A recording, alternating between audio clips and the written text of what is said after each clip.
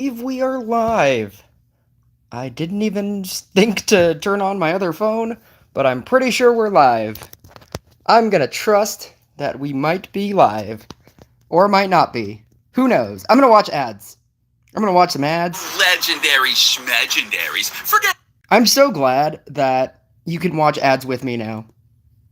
There was a point in time when I couldn't play ads on my Rush Royale ads because they just kept showing like my location, like down to like my address, like my street address, like a Google Map view of it. So it wasn't like a direct number or something, but I mean, it was down to like if you pinpointed like where I live on Google Maps, but didn't like and you had the map above my house, but didn't like you didn't know the specific address, but you could basically figure it out. That's the kind of ads that they were giving me because it was just like things in my area. I was getting ads for like things in my area that were like close, and they were like, "You live here, and that place is over there. You should definitely go there." And then showing like where I live, and I was just like, I just have to keep pausing every time I want to play an ad now. But now they started giving me all these dumb like game ads, and I'm good. This is much better.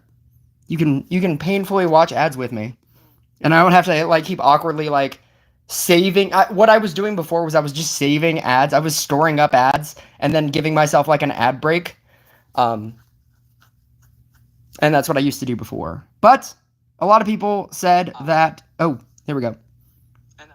A lot of people, you don't even get. Wait, what do you mean you don't get ads anymore? You actively choose to do ads in this game. You don't get ads.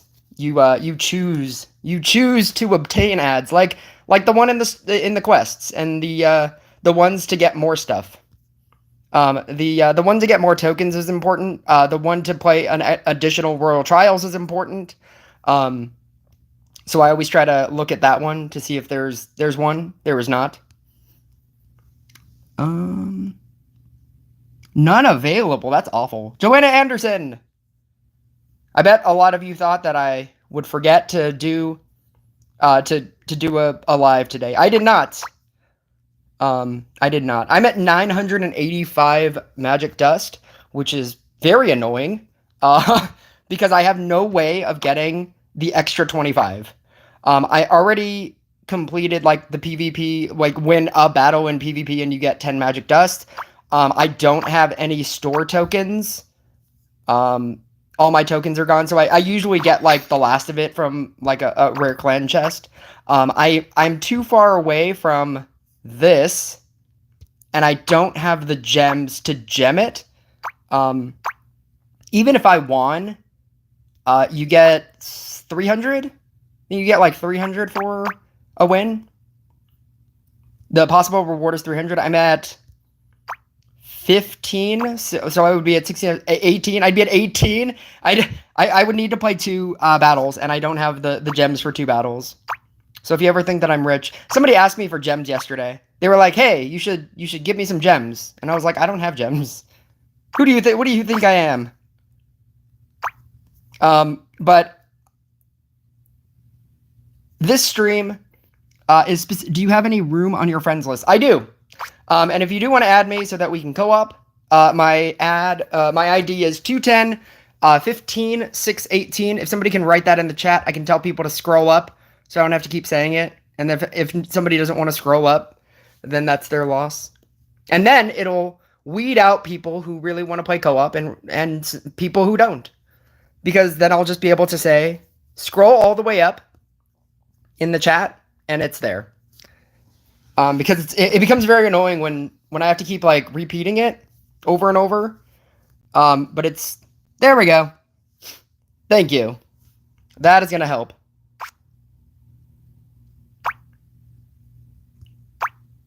That's hilarious. So your name is Officer 420, and you are an officer in your clan. Oh wait, no. Your name is Global Snowman. I don't know why that was weird. Oh, it says original 420. I don't know why I thought that said Officer 420.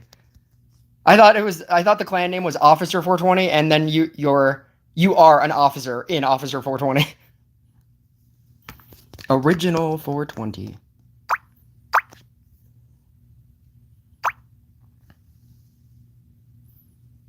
But yeah, so this is just going to be a co-op. For the most part, people who want to play co-op. I obviously want to play co-op. I have 189 tokens. That's about like 3 or 4 games. I trust that somebody will want to play, like people will want to play some amount of co-op. Because everybody needs co-op. Even people that have 2,112,000, what is it? 2,112,000 gold. Even people with 2,112,000 gold want to play co-op. So I trust that there are other people that may want to play co-op.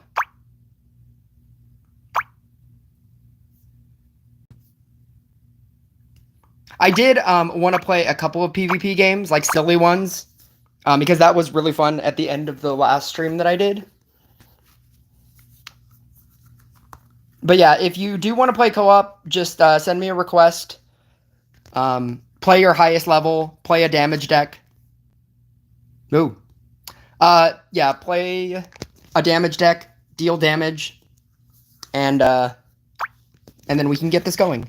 And then when people ask questions, that's why this kind of works out, because I can PvP for a little bit, and then for like 20 rounds. Oh, I'm so glad about the change. I don't know if you guys saw it on Momo Royale's channel, but they are going to change the co-op to 25 rounds, and I'm so excited. It feels like it's going to be harder, but I don't think it's going to be too much harder. Like, you have a double boss round at 20 and a double boss round at 25, which is crazy. But beyond that, it's the co-op level 13 being 25 rounds instead is so much better. And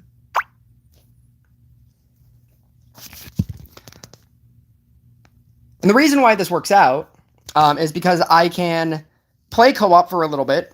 For like 20-ish rounds, and then for the next amount of the next 20 rounds, I can play or I can answer questions in the live chat. Oh god. Oh god. Or I can't answer questions in the live chat. Actually, yeah, I still can. I'm accidentally playing Blooming Dash, which is very awkward for me. I think if I get, like, level 3 Blade Dancers, I think I'll be fine. But I should, yeah, I should be fine. It'll be fine. Everything is fine. I'm just gonna go for level 3 Blade Dancers and hope for the best. That's what I'm gonna do. That's the plan. I'm not gonna, like, worry about growth tile stacks. I'm not gonna worry about efficient use of anything. What's the best? Actually, this is actually the best spot here. I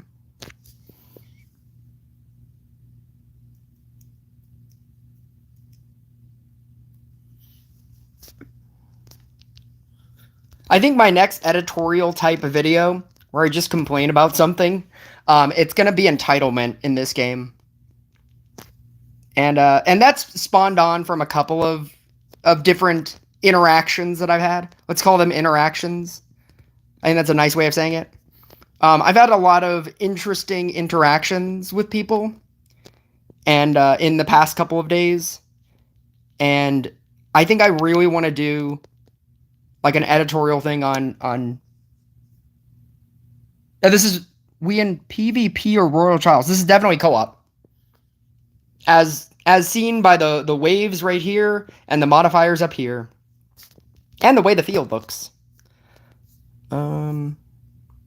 I like that I keep moving it to, like, places it's still gonna be not an active night statue. I'm like, what am I doing? I just moved it to, like, here, and then I moved it to here. I was like, nope, this is still a bad night statue. I said that I wasn't gonna care about growth tiles. I'm kind of gonna care about growth tiles. I guess if I'm just gonna do level 3s, I might as well kind of care about growth tiles. Let's go here. This gold tile is pretty cool.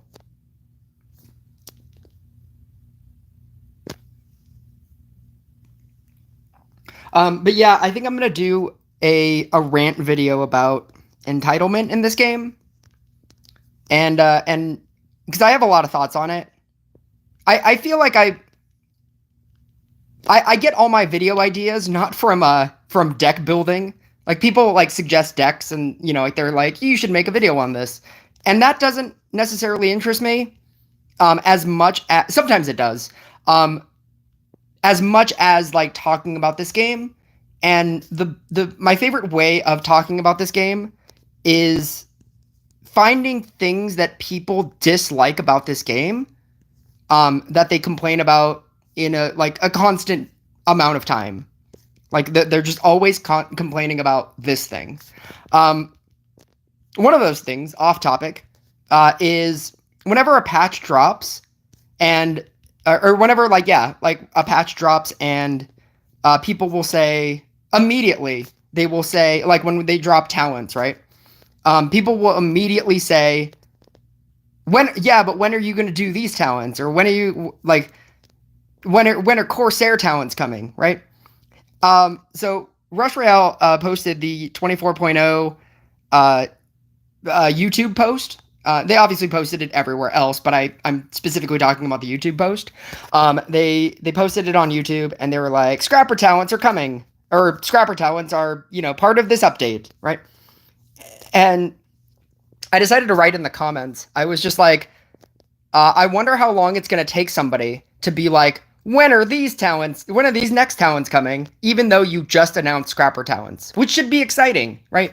Like whenever they drop talents, that should be the focus. It shouldn't be like the next thing, because that promotes the idea that you're not satisfied with like this thing, right? There should be some amount of excitement for this thing. And then afterwards you can be like, I hope that, this gets talents as well. Or I hope that, this happens next. Obviously, I think Harlequin is going to happen next, if you were wondering. Harlequin is definitely not happening in this patch, but they said that is the next focus. And so whatever that means, like whether it is or whether it isn't, is beyond the point. But so I posted like, I wonder how long it's going to take for somebody to be like, when are these talents? And 4 hours later, somebody was like, Scrapper talents, now time for Ivy, or something, or now time for Hex. I think he said Ivy. It was either Ivy or Hex, I can't remember. And I was like, oh, there it is. It was funny. Because people in this game, it's one of those things, it's just one of those things that like, everybody is always more excited about the next thing than they are about the current thing. And I can't imagine being the developers of this game and giving everybody gold and then being like, we want more gold. Like Scrapper talent, and I don't mean like gold in the sense of, gold in this game. I mean like Scrapper talents are gold. Aw, you're gonna make me get to 4s? That's just mean. I just wanted to casually sit here at 3, and now the game is going to force me to go to 4. I didn't want to do it. I told you ahead of time I didn't want to do it. I trust that this is going to be a knight statue, and then I can merge it out. Oh, look at that! Because that was the worst thing that could have happened right there. But I still had an out for it. And that's the thing about this deck. Like, you always have to have an out. Like, you can't be stuck with, like, a level 3 right here. Like, shutting this knight statue off. Actually, I guess I wouldn't have been stuck with it, because I had a level 3. I could have just moved it somewhere else. There's a lot of outs in this deck. I'm gonna go... I guess I have to make this a 4. I can merge out Blade Dancers. I can do that. And that, and that. And there's a part of me that thinks I'm done. But Blade Dancer, the problem with Blooming Dash Blade Dancer in co-op is that you kind of have to pay attention to it. And the whole point of me doing co-op is that I don't have to pay attention to this and I can pay attention in chat. But I think I have enough power within this deck that I can reasonably beat this. That you like level 4 Blade Dancers on a level 4 Knight statue, it's fine. I'm so stuck in co-op, but because I got carried so far into it, gonna be a while before I can unlock floor 11. My ID is at the top. Joanna Anderson helped me with that. You know what? Every single time anybody asks me about my ID, Joanna Anderson gets a shout out. That's what this is. That's the name of this game. It might be a lot. You should try Clash Royale. There is a Rush Royale version of Clash Royale called Rush Arena. I tried it for a little bit and I didn't like it. So, I'm not saying that, you know, Clash Royale would be the exact same thing. But I am saying that I tried, like, this game's version of it, and I didn't like it, and I don't necessarily care to try a different version of it. Like, if you don't even like the base version of something, it's very unlikely that you'll like... I'm sorry, the base version of I already like this game, and that this game has a version of that. I don't feel like I'm going to like some other completely different thing if I didn't even like this game's version of that. It's literally like everybody looks at this and thinks that it's Clash Royale, specifically also because it's called Rush Royale. And Rush Arena is actually the clone. And I just didn't like it. I don't know.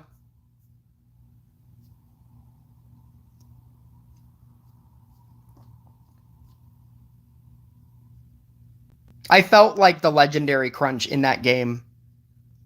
I mean, obviously you're going to feel that in every game, but it was so bad that I don't know, I didn't like it. Like, every time you went up against X legendary, you just auto-died. Like, you didn't even have a chance to play the game. There were some, like, legendaries that you could only... I think it was, like, you could only hit if you had an air attacking unit. And so they had, like, the entire idea of you had units that could only attack ground or units that could only attack air. And then you had some units that could attack both. But when you start, you obviously have, like, the specific ones. And so when you went up against... You spec your deck out to defeat ground units because that's what most people have. But then there were, like, legendaries that were just like, only air units can attack this. So even if you had a ground unit that could attack an air unit, that was like, you still can't attack this. I don't know. There was a lot of that. And I don't know. I just didn't like it. I also, like, I dedicate so much time towards this game that it's very hard for me to play other games. I have another game that I really like playing, and I almost never play it because I'm just on this game, like, 24/7.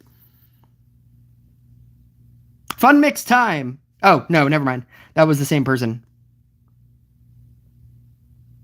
Oh, you're just doing it to be funny. I was like, how do you not know my... Fun mix time. What's your ID? Scroll to the top. Joanna Anderson has written it up there. Part of me also just wants to test to make sure that people can do that. Okay, I think I have, like, a good flow here, as long as I don't get a weird upgrade thing again.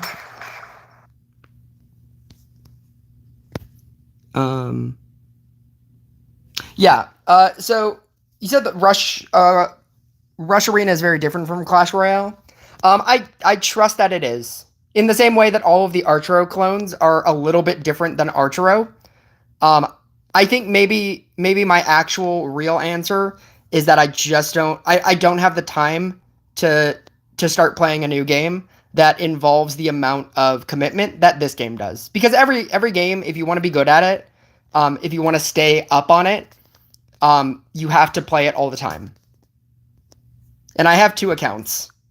And I have almost stopped playing on my second account. I've almost stopped playing this game on my second account. I think I can hear your ID in my head at this point from the copy and paste.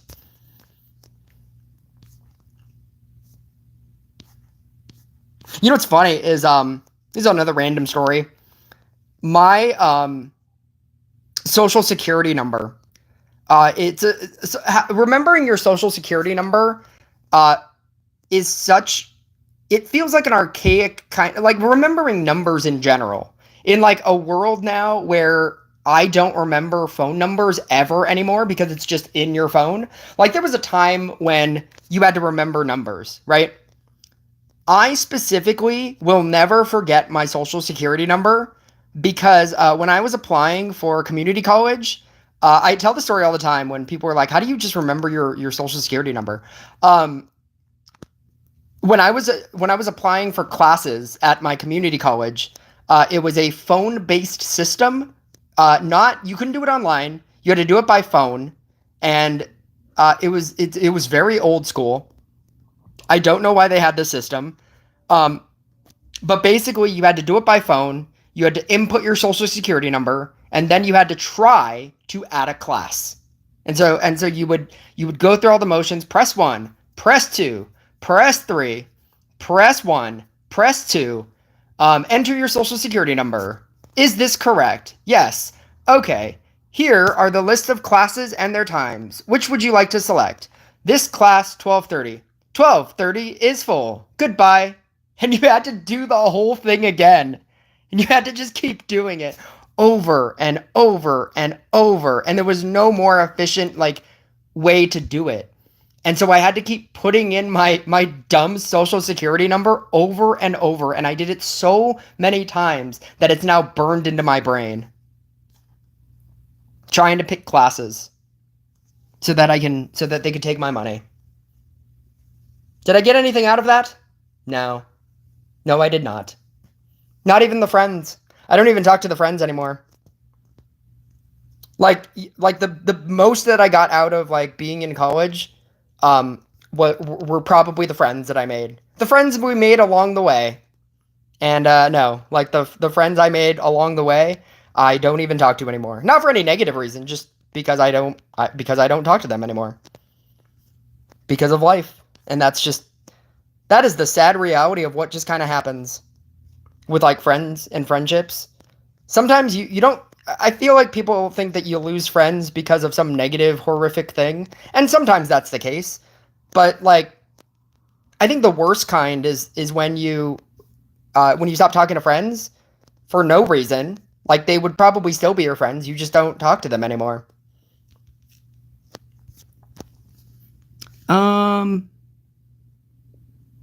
What's the game called? Oh, this game is called Rush Royale. Oh, somebody, Fun Mix Time said Rush Royale. I'll sub if you tell me what the game is called. Oh, you just reminded me. Entitlement. So my next thing is going to be about entitlement. And an example of entitlement is saying, I will only subscribe to you if you do this for me. It's a sense of entitlement. Like, I'm not going to do it if you don't do this, right? That's a version of entitlement. Another version of entitlement is when Rush Royale, like I previously mentioned, when Rush Royale gives you something, like they give you scrapper talents, and you're like, yeah, but I want Hex, right? I want this other thing, right? It's cool to want other things, but you also have to kind of, like, be thankful that you're also getting stuff.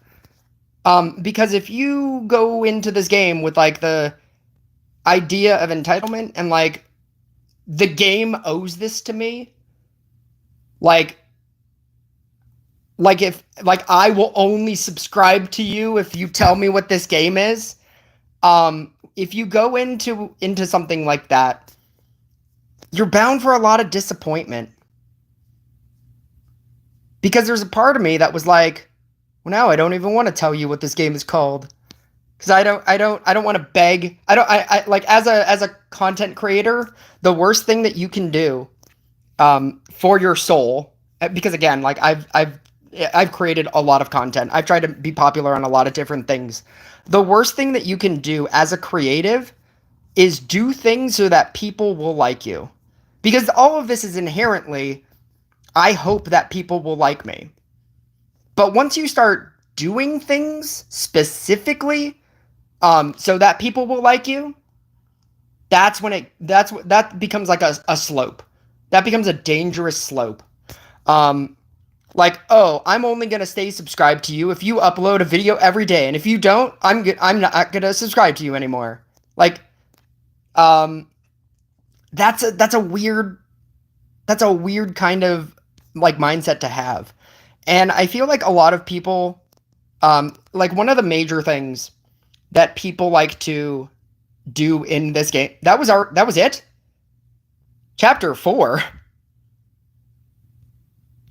I didn't realize that was going to be that short. Did that feel short to anybody? That felt short to me. I don't know. I'm going to play with the correct deck this time. I'm going to switch this. That's why I didn't pick this deck. I was testing something earlier. I was testing wackiness earlier. Okay. I'm going to pick the correct deck this time. One of the major forms of entitlement in this game that everybody likes doing is publicly saying that they're going to quit the game. And I know that you must think that I'm joking about this. Like, whenever I say this, like, I've done a lot of videos and I've joked about these kinds of people. Like, oh, they nerfed Inquisitor, I'm gonna quit the game. Like, that is the number one like thing that I see everywhere. Like, so many people say it. It's and it's to the point, because I know that you understand that now I'm a content creator, right? I'm an official Rush Royale content creator, and I know that you think that means I should promote people so that they stay in this game. I shouldn't tell people, to quit this game, right? Or I should encourage people, and that is true.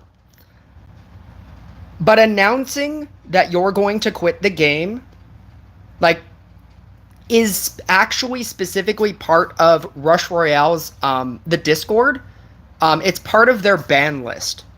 So even they share this sentiment that you cannot just say, I'm going to quit this game. I'm going to, just like, even Rush Royale as a creative, they don't want you to say that.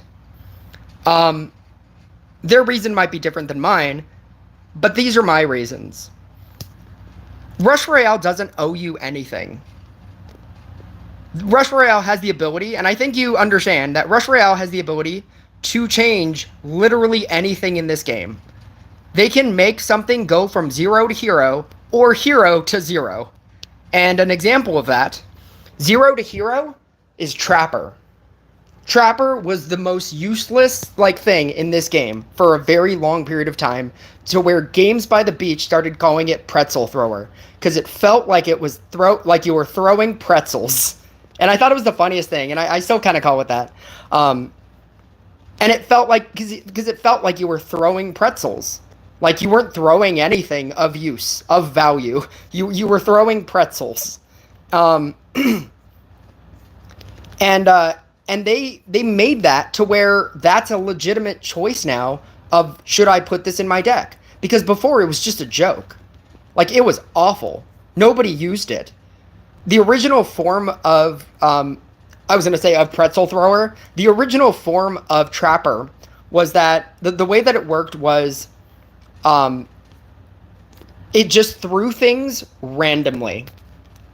Every Trapper had, it was like Thrower. It just threw things wherever it felt like throwing them. And for the most part, most of the time, it just threw them, like, over here. Like, it would just throw one right here, and then throw one right here, and then throw one right here, and then throw one right here. And then a boss would come, and you would be like, oh, well, I hope the boss gets over here to go onto my trap so that it works. It was awful. It was just awful. And look what they turned that into. Like, now it's like a legitimate card that people love using, that is very good at very high level. And like, so much to the point that they actually had to nerf the card, right? And if you want an example of hero to 0, because they can do that as well, Corsair.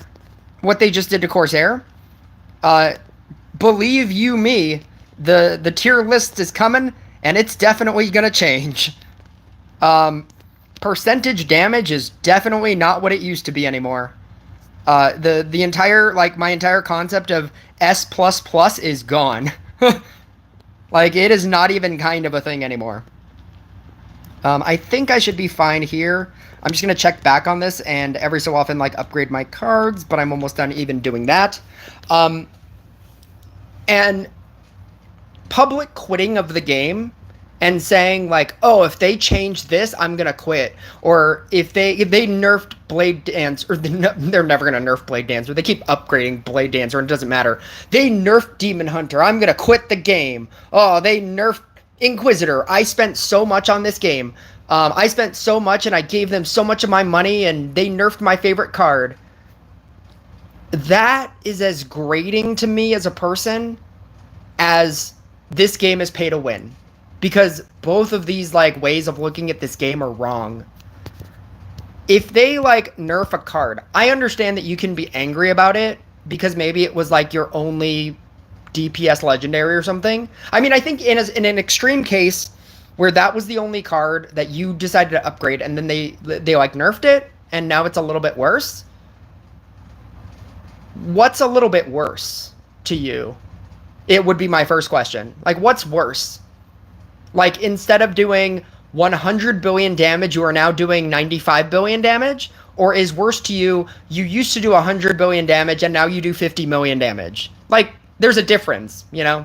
Like, nerf means different things. It doesn't just mean, you know, it's unusable anymore. And I feel like people, whenever they see a nerf, they think that it means, or that it looks like now it's unusable. I'm going to quit the game, right?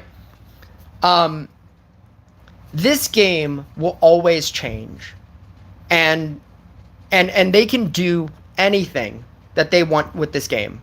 They are the sole, like, developers. They can do whatever they want with this game, and they don't need to consult you or be threatened by you because you're gonna quit the game, right?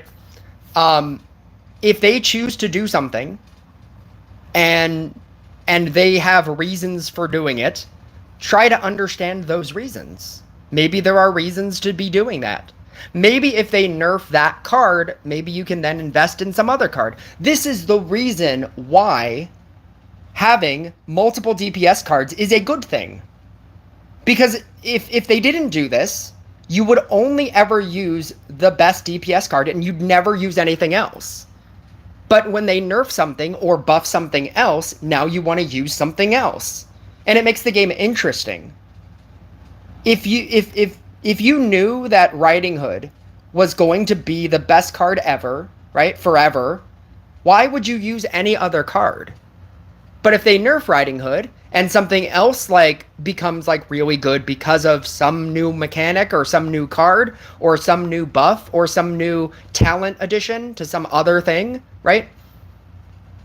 Then you can use something else, and then all of a sudden you have options. And that's a reason for somebody to upgrade other DPS cards. And I think that that's interesting. I think that makes the game interesting.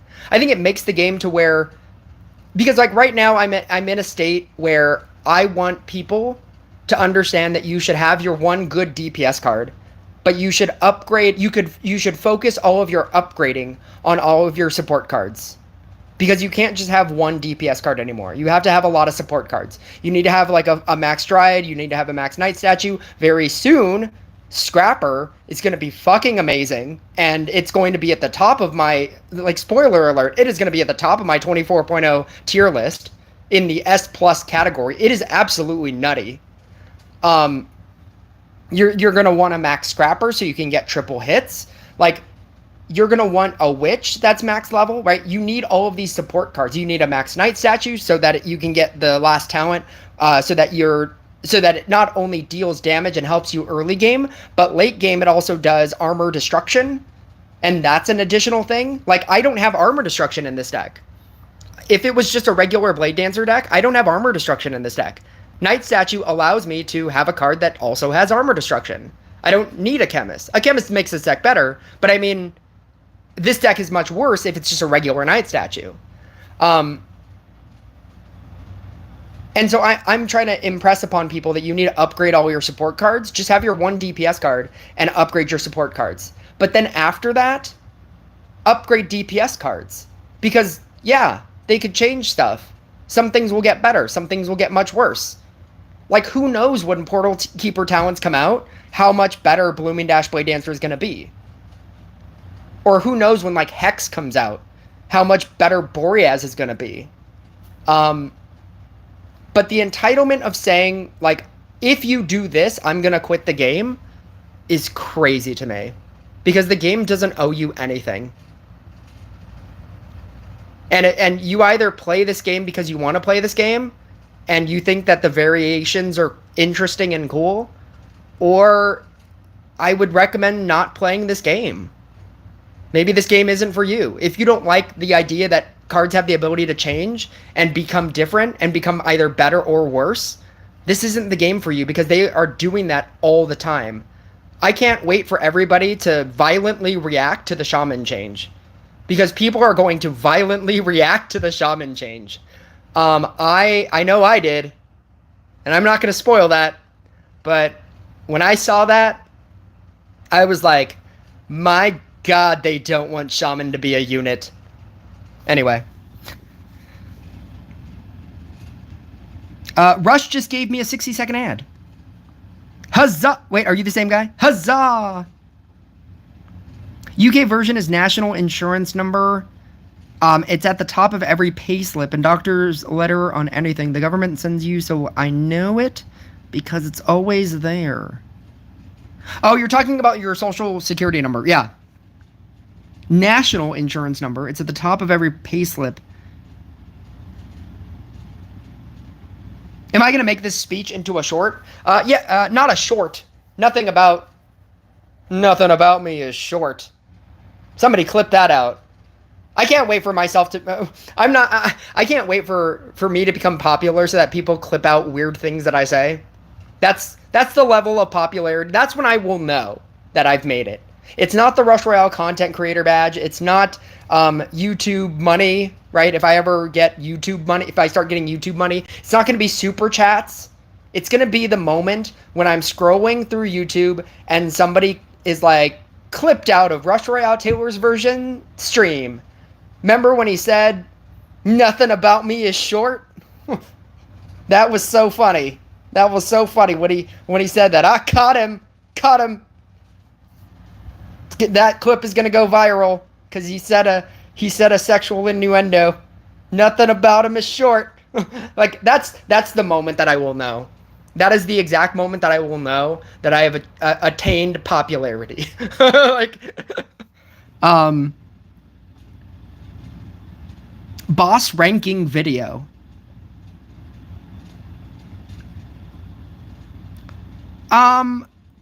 Bedlam? Like, I feel like I can do a boss ranking video right now.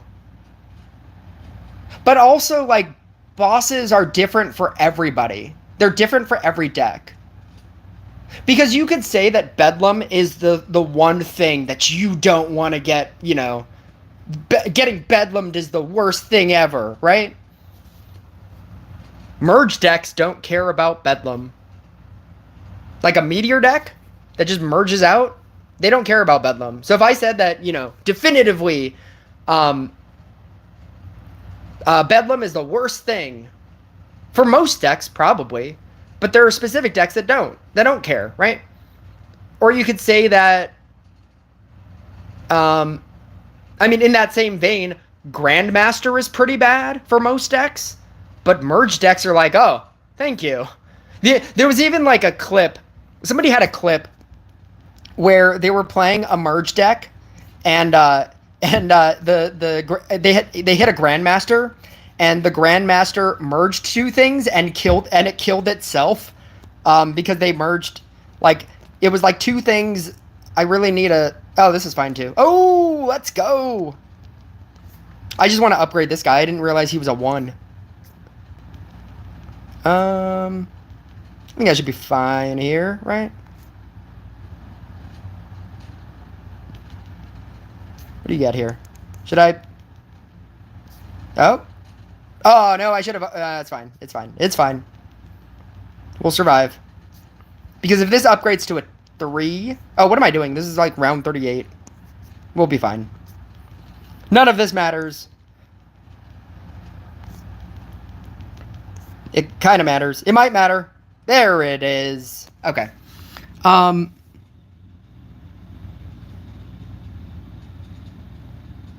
Yeah, but you could say, like, different things are, like, the worst thing. But they are the worst thing to specific decks, and they're not the worst thing to other decks. Tribunal, as a one, unit kill, technically Tribunal is the only reason why decks don't go infinite.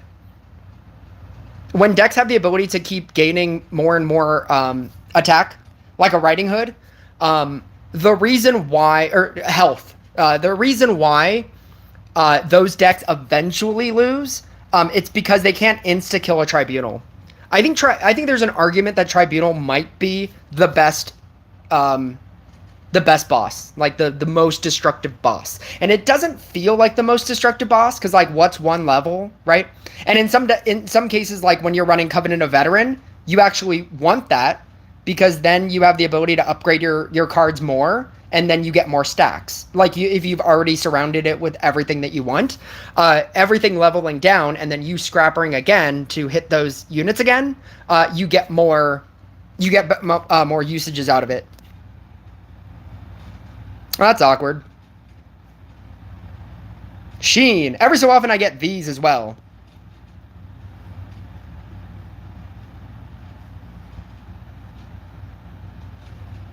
There we go. I'm co-oping, like, right now. I mean, I'm not like right now, but right now. If somebody knows of some way to get 15 magic dust. Oh, so bosses. Tribunal is the only thing that allows you... Tribunal is the only thing that allows you... There we go. Tribunal is the only thing that allows, like, late game decks to...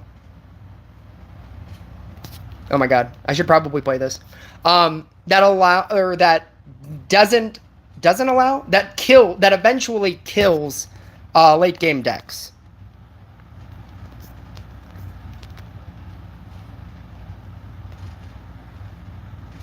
I just need to focus on this really quick. Here. Knight statue. Copy. Move. Running Harlequin is, like, the easiest version of this build. Like, when you don't necessarily care about, like, an intensive setup, and you just want to set up as quickly as you can, it's pretty much the best.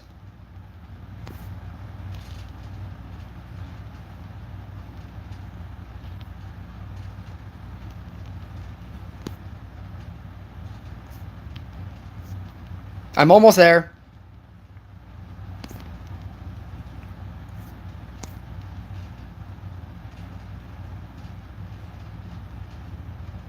I almost want... No, I don't.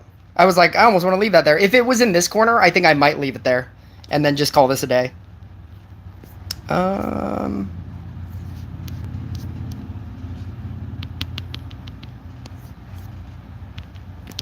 Puppeteer.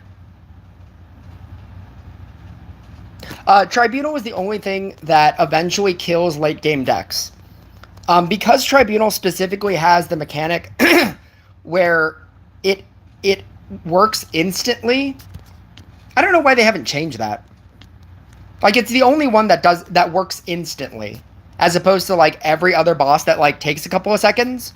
But that's the only reason why he wants me to send it. I'm assuming that means he wants me to send it. I mean, I don't need to. I could. I don't need to. Part of me thinks that's mean. I will survive without sending it. Oh, this is actually pretty good. Pretty good here. I like this. 3.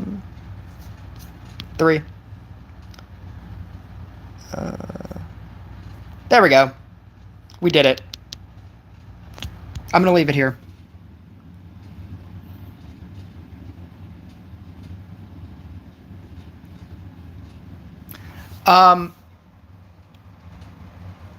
Tribunal activating instantly is the only thing that kills late game decks. Because at a certain point, even if you can kill things reasonably quickly, if you can't insta-kill a Tribunal, it activates and all of your things rank down. And most of the late game, I asked Small Shamer about this, most of the late game, and because I asked him, like, why do people run Gadget, or why do people run Zeus instead of Gadget? Like, you would be able to upgrade, or, you know, like, all of your tiles would be better. And he said that the reason why is because Gadget has a cap, and Zeus has the ability, like, late game, when you get Tribunaled, Zeus has the ability to instantly upgrade 4 units on your board. And if those are your important 4 units, you have a better advantage of staying at level 7 than other people that just got Tribunaled and their units are now a 6, and now they have to struggle to upgrade back to a 7. When you have the ability to just press a button to activate and upgrade your cards all the time, that's just better. Because Tribunal is what kills late game decks eventually. Even if they're doing like hundreds of billions of damage or billions of damage or whatever, eventually they will get hit by a Zeus because they're not insta-killing it. Because the health is just too high. I think there's an argument to be made that like Zeus or Tribunal is probably the best boss. Like the highest ranked boss. And then I would say Bedlam. And then probably Warlock, because getting hit, like Warlock more than Assassin, because Assassin works kind of the same as Warlock, but like where the first hit is completely destroying a unit, but every hit after that is 1 unit. Actually, before those two, Monkey King, Warlock, then Assassin. Monkey King being able to hit through shields is insanity. Being able to have a mermaid or a dark Inquisitor with a shield, and then the Monkey King coming in and just like stun. Like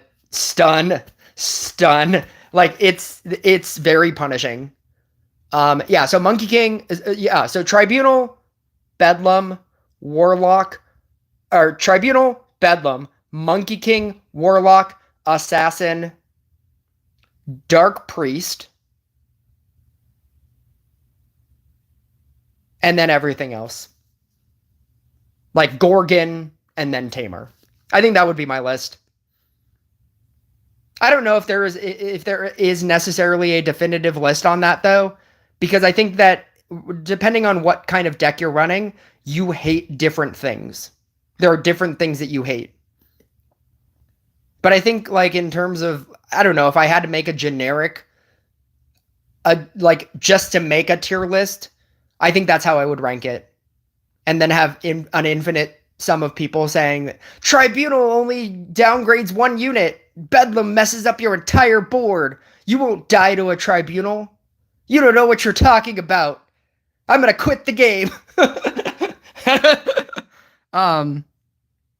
But yeah, that's how I would do that. Taylor's speeches are too long for shorts.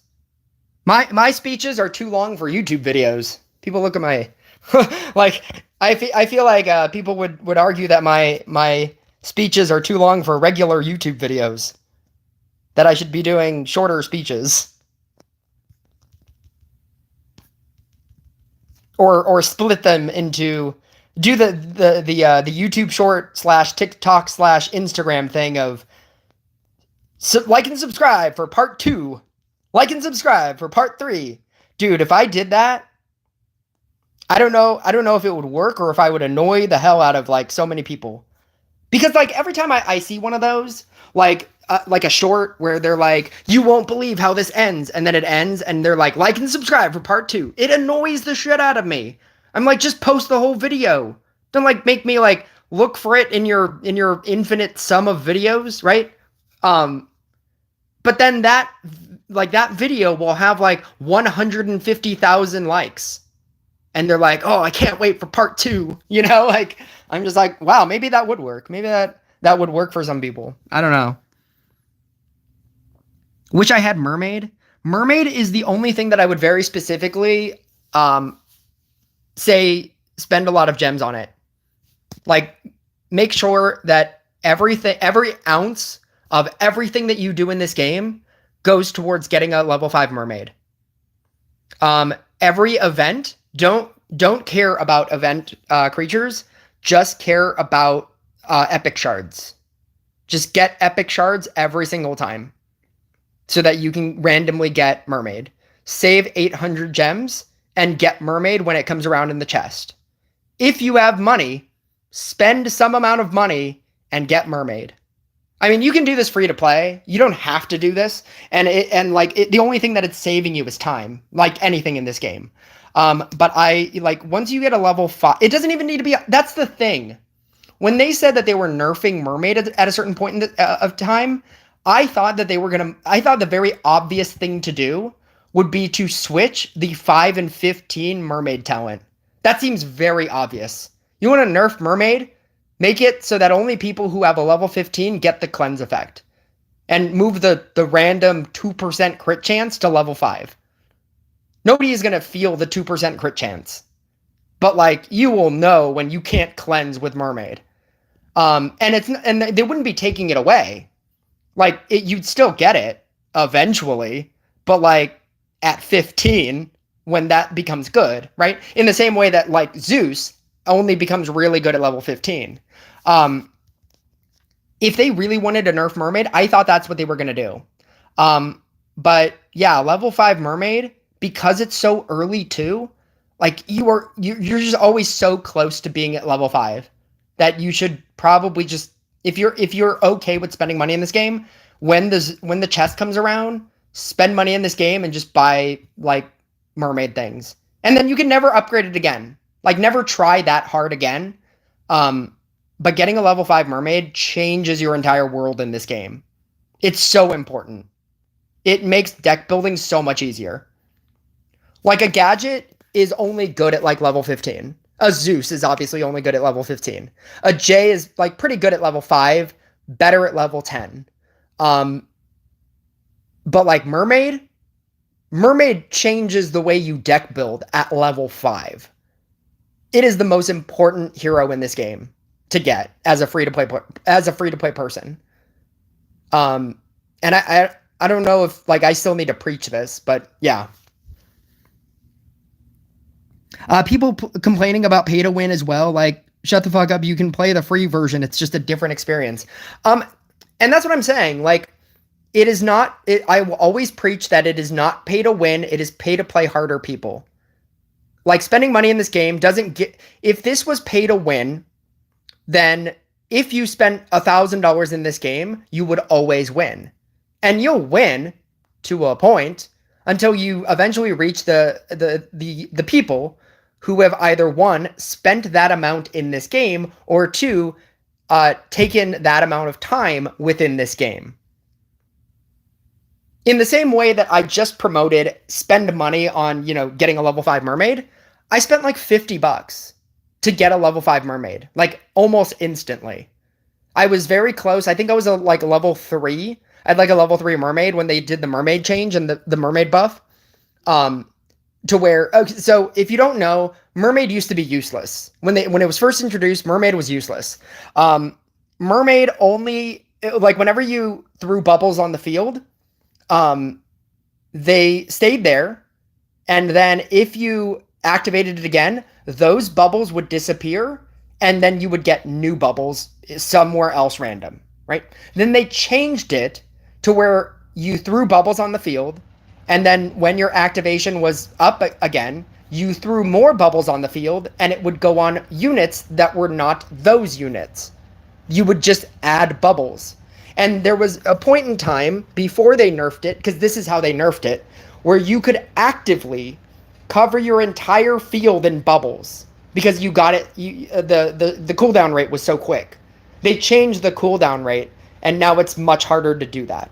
But there was a point when you could do that, and like, and I spent like $50 on this account to go from a level 3 to like a level 5 because I just needed mermaids so bad. It was just so good. And I wanted to make content to say that it was so good. And my free-to-play account, where I've only spent I've spent money on 2 season passes, that already has a level 5 mermaid. And it didn't spend anything. It didn't spend $50 to get mermaid. And so you don't have to spend money in this game. I mean, like, I would recommend buying the season pass. But I mean, for the most part, you don't really need to spend money in this game. You can just play this game, and eventually you will get stuff as long as you're patient. A lot of people just aren't patient. And that's really the thing. People that say that this game is pay to win are the people that aren't patient and the people that aren't okay with where they are in this game. What even was that? That was DoorDash. How was that a DoorDash? Hotties in your area. That was a DoorDash. Hottest near you this week. DoorDash needs to chill. Stasis is the most useless legendary. No, it is not. I would argue that Hex is the most useless legendary. Because Hex is a unit that feels like it should be much better than it is, and it's awful. I have more investment into Stasis than I do into Hex. I very specifically upgraded all my cards to 9, because that's when I felt that... Because at 9... To go from 9 to 10, that's when you need 2 copies. Before that, you only need 1 copy, and that felt like an easy upgrade to me. And so I decided to, before talents got introduced, I, as a person, decided I'm gonna upgrade every legendary to 9. And then talents got introduced, and where do they start? 9. That was just a happy coincidence. Stasis is my only legendary that is less than 9. Because it's awful. And then they nerfed how insta-kill works. Insta-kill used to be amazing. To the point where people used to run Hunter with a Necromancer and they would win. Because what you would do is you would put Necromancer on a tile, on like an insta-kill tile, and you would upgrade it. And because of Hunter's spread shot ability, like that it hits multiple targets if it's above a certain crit chance or whatever, or a certain level, I think it's level 3 or something, level 3 or above, it has like spread damage. People were running Hunter Hex. It was called Hunter Hex decks. And then they changed how insta-kill works on units that spread damage, like a Inquisitor, like a Hex. Because it was so good. But people were running the Hunter Hex deck. And then they nerfed it. And now it doesn't work like that. It's actually better if you just run a regular single damage. Something like a Boreas or something. But even then, it's still really bad. And nobody plays it. I feel like more people will play Stasis than they do Hex. Because Hex is something that you build around. And that would mean that you're not running Night Statue, you're not running Banner, because you're not running double building. There's no way you're running double building. You're not running, like, Night Statue... I mean, I guess people ran Night Statue Banner in the Inquisitor deck. I thought that was insane. Double building is so risky. Like, if you get, like... And if you don't have, like, the attack talent on the level 15, and you just have a regular Night Statue, if you summon in, like, 2 Night Statues, 2 Banners, and then you merge both of them and they become a Night Statue and a Banner, you just die. Like, that's such a risk. I hate that. That's such a risk. It's an unnecessary risk. But yeah, so if you're running Hex, that means you're building around Hex, and Hex doesn't work as well as you would think. Because even if it kills bosses, even though it kills waves, even if it efficiently killed waves, it's not adding damage to you. So yes, you might be able to take down bosses, but over the course of the game, bosses' health keep increasing. and your building isn't giving you anything to beat that. And sometimes the hex part of hex doesn't work. The insta-kill portion just doesn't work sometimes. And so if it's not working all the time, then it's not even that great to begin with. Like, because it can't be too good. You can't insta-kill everything all the time. Like, it can't have a 100% chance. Like, at max, what does hex do? It's an 8. Mine is an 8. Max hex, max mana power up, max level 7. You have an 18% chance of killing, of insta-killing. It's not terrible if you had a max hex at a level 7. It's not the worst thing. But the reason why I think that it's bad is because eventually the insta-killing the mobs will not matter if you cannot kill bosses by dealing more damage. I think there is a better place for stasis than I think that there is of hex. And for that reason, I think hex is the worst legendary. I think stasis is second. But to be clear, I think stasis is definitely second. But I think that hex is much worse. Is armor damage immunity, like for 5%, is it 100% damage of that 5%, or I don't know how it works. And I say that because armored monsters, this was a discussion in the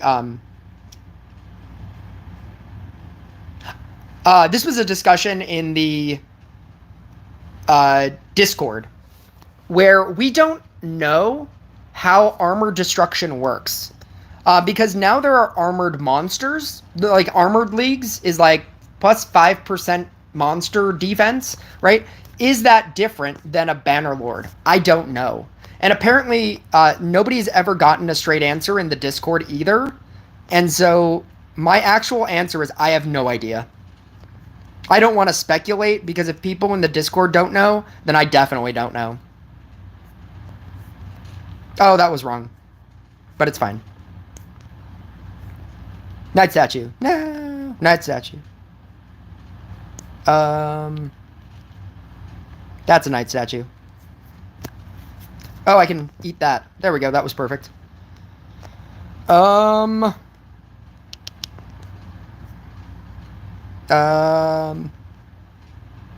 Let's go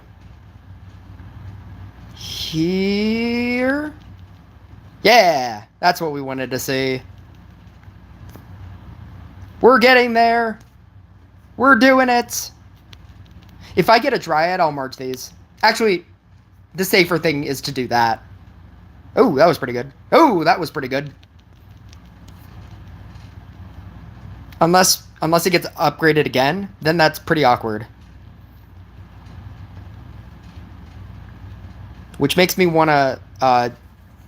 it makes me want to summon all the spots.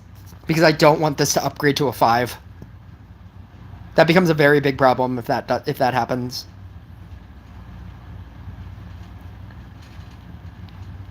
I'm just gonna summon it again and again. I'm gonna go here. That's pretty good. Let's do that. Let's go 2, 3, 4. Yep, I like all of this. And then if I get a Dryad, which looks like that one, I'm gonna go here to give that a thing. I'm gonna go there. I'm gonna do that. And then I just need to earn mana, and then I'll summon in again. Yeah, so my answer to that is I don't know. I don't know how armor destruction works. I know the more that you have, the better it is. That's about as far as my knowledge about armor destruction. In terms of calculation, because you're asking about calculation, and I don't know how it's calculated. Because there's a difference between armored leagues, like when it says monsters now have 5% armor, and armor that Bannerlord gives. And is that directly linked to armor destruction, like what Chemist has and Trapper has and Inquisitor has? Like, what's the... I don't know, is my answer. And I know it's not a great answer, but I do, from time to time, sometimes I have to say I have no idea. Because despite what I might sound like in my speeches, I don't know everything about this game. I know a lot about this game, but I mean, I don't know all the things about this game. Like, if you start talking to me about... Small Shamer and I used to have this thing where he used to always, like, talk to me about, like, end game level content, because that's where he is in this game. He is in the end game. He is in, like, the top, like, 100 players in this game. And I just have no experience in that realm, nor do I want necessarily experience in that realm. I suppose when I start upgrading all my cards, that's just what's eventually going to happen. But for now, like, I know as much about endgame level content as somebody who is just starting this game knows about where I am in this game. Like, when I start talking about, like, all of these different things and strategies and whatnot, somebody who is just starting in this game, and they look at me how I look at him. And so I don't know everything about this game. And so when I don't know, I'm not going to lie to you and say that I do and pretend that I do. I think I'm good here. Yeah. Old Shaman was brutal compared to new. Oh, we're talking about Shaman again? I can't wait for you to see new Shaman. New Shaman is going to blow your mind.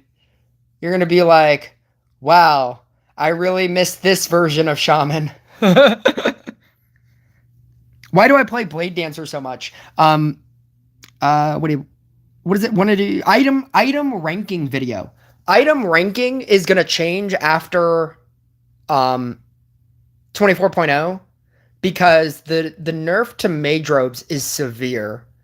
And it's probably keeping it in line with like a mage robe, but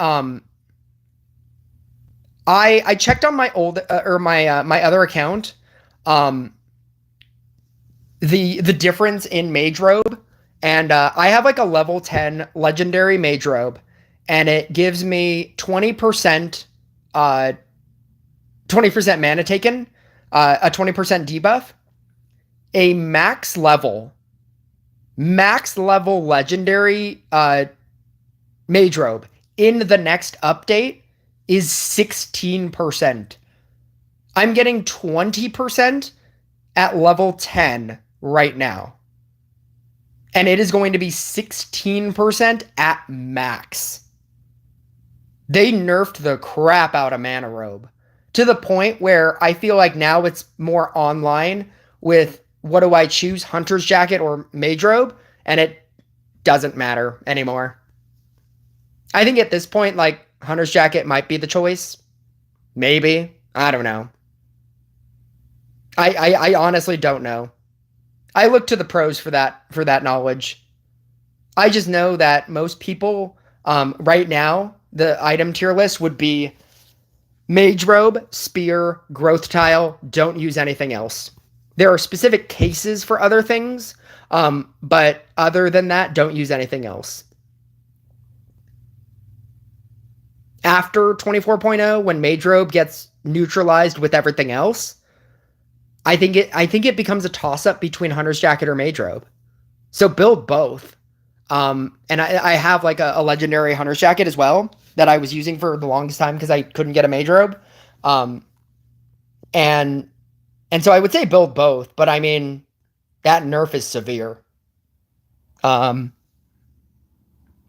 Why do you play Blade Dancer so much? Because it's a max. It's the first max thing that I ever got in this game. And if you're talking about why do I play it so much in co-op, it's because it's easy. It's because I can set up for like to round like 20, like I have, and then just do nothing for the rest of this game. and I can like concentrate on chat. It's just easier. Co-op level 13 is just a joke to me. I don't want to spend. I don't overcommit on this level. Like I have 33,000 mana that I obviously could run through, and I don't care to. Because I know that I'll beat this level with this setup as is right now.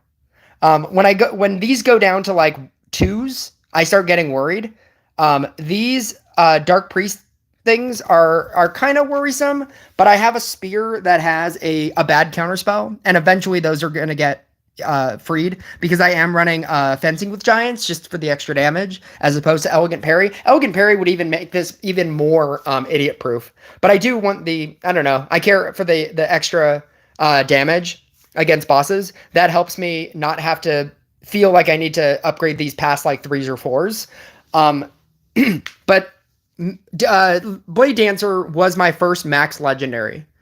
It was the thing that I spent the most time trying to get at max. And so even in PvP, I was playing Blade Dancer because it was my only max legendary. And if you are going to play PvP, you just have to play your best card. If you have a Riding Hood that's level 12, right? It's good.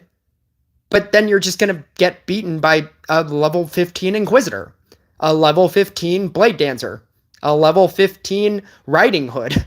Because when you get to a certain point in the game, in PvP and in tournament and whatnot, eventually you will just start facing max opponents all the time in every single battle. And when that starts happening, you just have to play your best thing.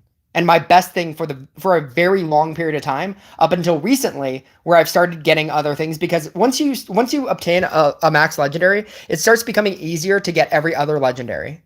Because now every single time you get like one of the hardest crunches for end game players that have all commons, rares, epics maxed out, and all they're working on is legendaries, the hardest crunch is crystals. It's getting like 9 crystals to upgrade one thing 1 level. That's the hardest crunch. Just getting bad legendaries, and so many bad legendaries. You need 72 legendaries to upgrade 1 legendary to max legendary. 70 something. I think it's 72. But you need so many bad legendaries. You only, of those like 70, you only need 15 of the same copy of a legendary. You need 15 copies of a legendary to max it out. The rest of that number is crystals. You need so many bad legendaries. And that is the hardest crunch. It's to sacrifice things that you could theoretically use. I'm pretty sure I've sacrificed at least 12 witches, thinking that I was never going to need witch. Joke's on me. I could have had a max witch right now. I'm pretty sure I've sacrificed no less than 12 witches. I was getting witches all the time, and it was just kind of sitting there, and I was like, I'm never gonna upgrade this. It's fine. I'm just gonna sacrifice these so I can upgrade my Blade Dancer, so I can upgrade my Knight Statue. This is fine. But I play so it's becoming easier for me now to get more legendaries. Right now, currently, I have a max Blade Dancer, a max Knight Statue, and a max Enchant Sword. And I have everything but the crystals for a max Inquisitor, and I need 1 copy and 18 crystals for, and I could max out a Scrapper. And I have a max Spirit Master. I started realizing after I got the 1, it became much easier to start upgrading everything else. Because now every single time you get that card, it's now an immediate crystal. And that makes your crystal grind much easier. But yeah, that's why I play Blade Dancer all the time. It's just it's an idiot proof thing that I can very easily like set up and just let it sit there and then just win co-op. That's why.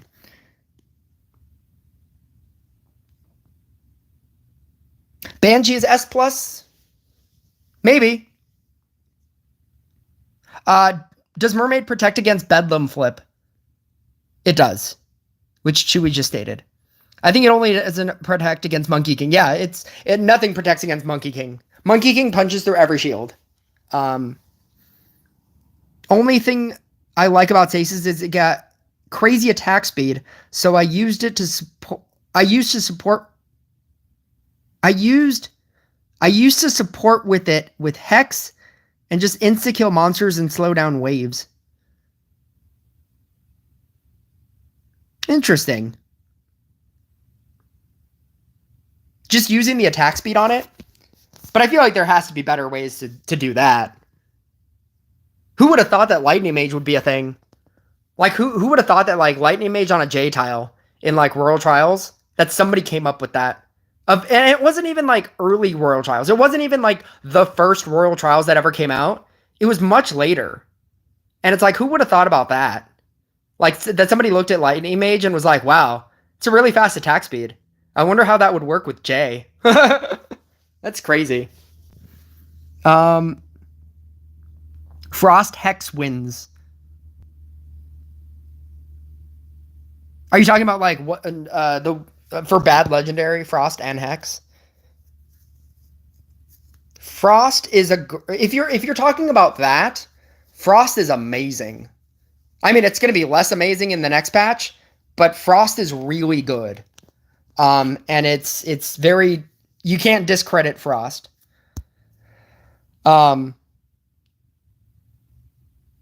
Frost is really good. I'm so happy about Robe's nerf. They should have done it as soon as they introduced armor changes. When did they do armor changes? Oh, that was like a long time ago. Like when they added the sword buff. Wait, what do I have? I have a level 9. It is a 19.5%. So plus 0.5% because like I said, I have a 10 mage robe and it was 20%. Go do that up to, what is that, 25% at max?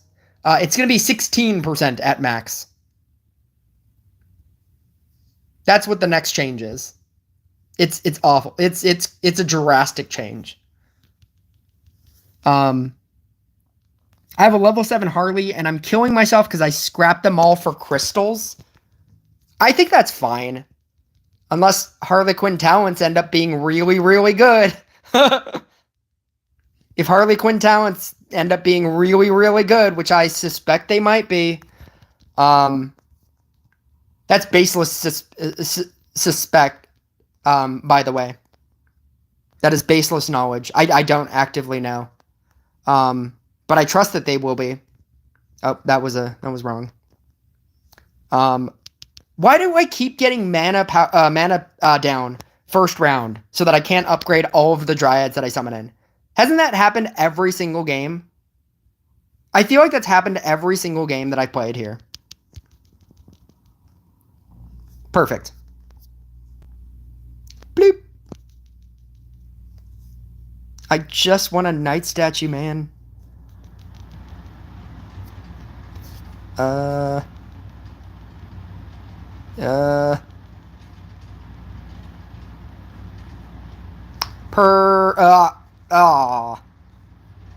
Let's do this a slow way. Here we go. We got it. We got it.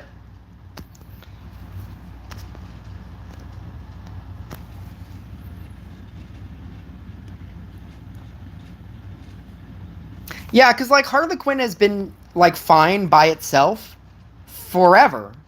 Until, like, next patch. Which is going to be 25.0. Or, yeah, whenever 25.0 comes. Theoretically, they might do Harlequin talents then. And then you can determine whether or not your choices were good. I think your choices are fine. It's not... Everything is going to get talents. What I said earlier about people and their entitlement and, like, how everything can change. What if Hex comes out? What if Hex comes out and the max talent on Hex is a 10% chance to insta-kill a boss? Blade Dancer's rising. Blade Dancer just got a whole lot better. If that happens, everybody would, like, take away Knight Statue and just run Hex.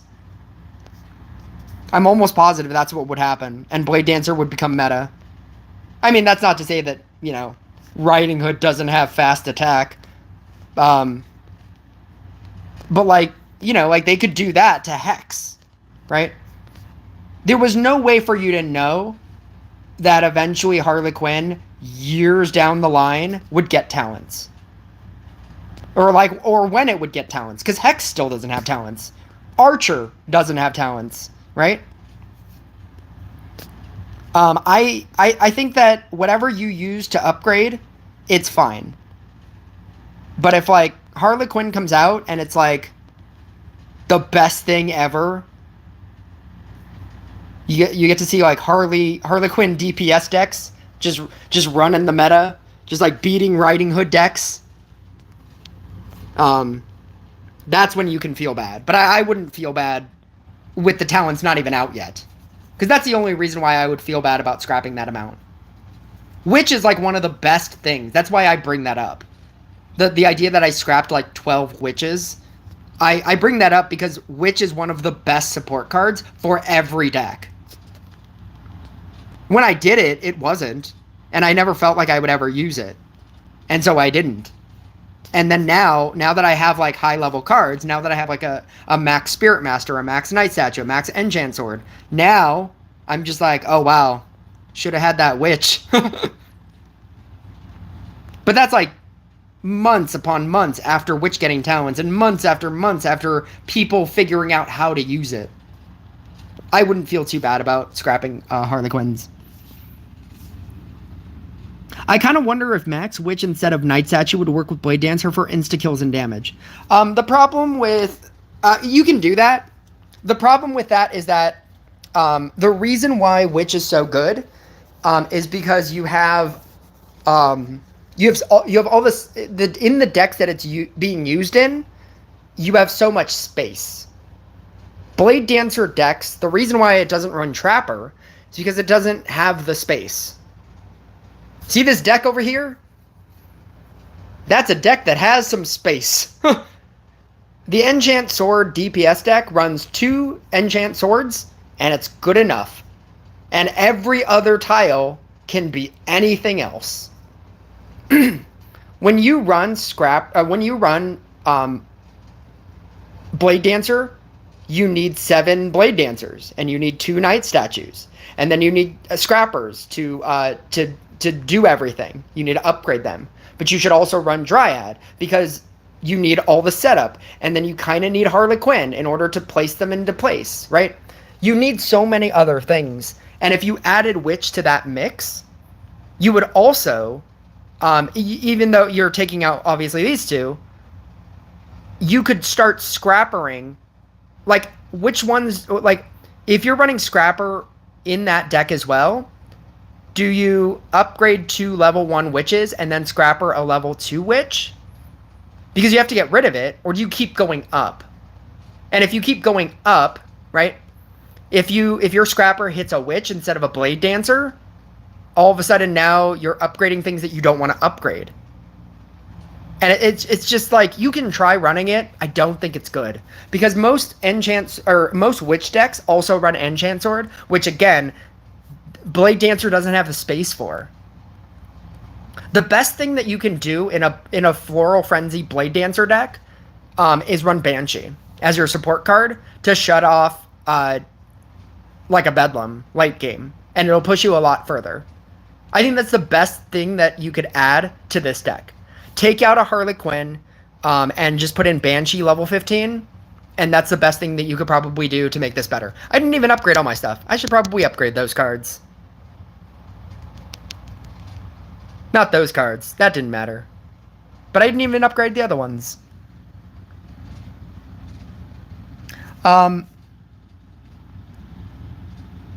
Banshee hits like a truck with this faction blessing. So many forest factions in that deck. Oh yeah, because of the crit chance. Because it probably runs Dryad and Trapper and Summoner. Yeah, that seems like it would be really good. That's a lot of crit chance with a lot of like other stuff. That's a lot of stuff. I mean TGH, the first bite has insta kill. Oh, I meant the first bite has insta-kill chance. The frostbite has insta-kill chance. Frostbite on Frost? I have to consult my second account.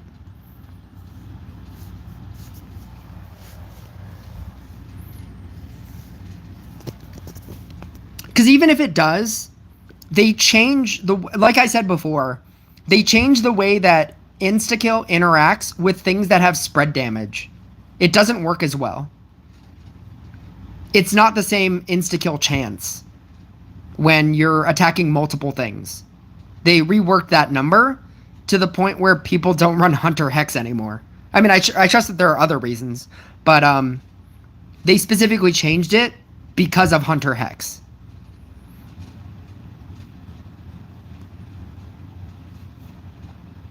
Frost. Chains of Ice?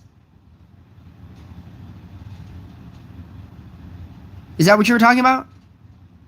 Because it freezes all monsters for 3 seconds? Yeah, I'm pretty sure it wouldn't work as well. Actually, it doesn't even work at all. Because you're merging it out. At which point it's not touching the hex. Because you've already merged it. I don't think the interaction works the same.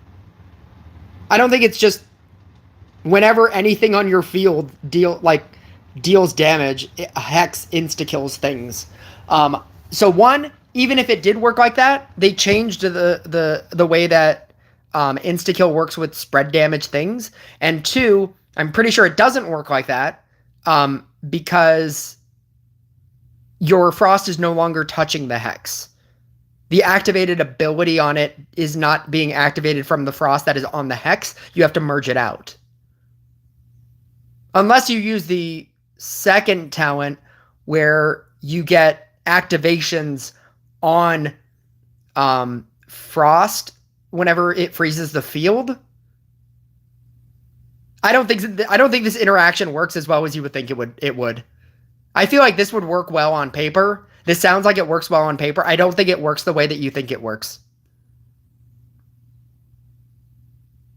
I don't know.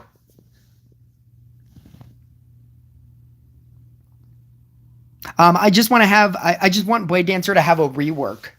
Yeah, that's exactly what it needs. It doesn't need a buff. It doesn't need like a damage buff. That's not the problem. It just needs a rework. They just need to I don't know what they would change, but it needs a lot of things.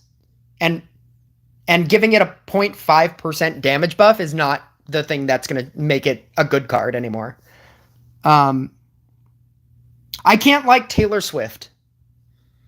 That's a fair sentence.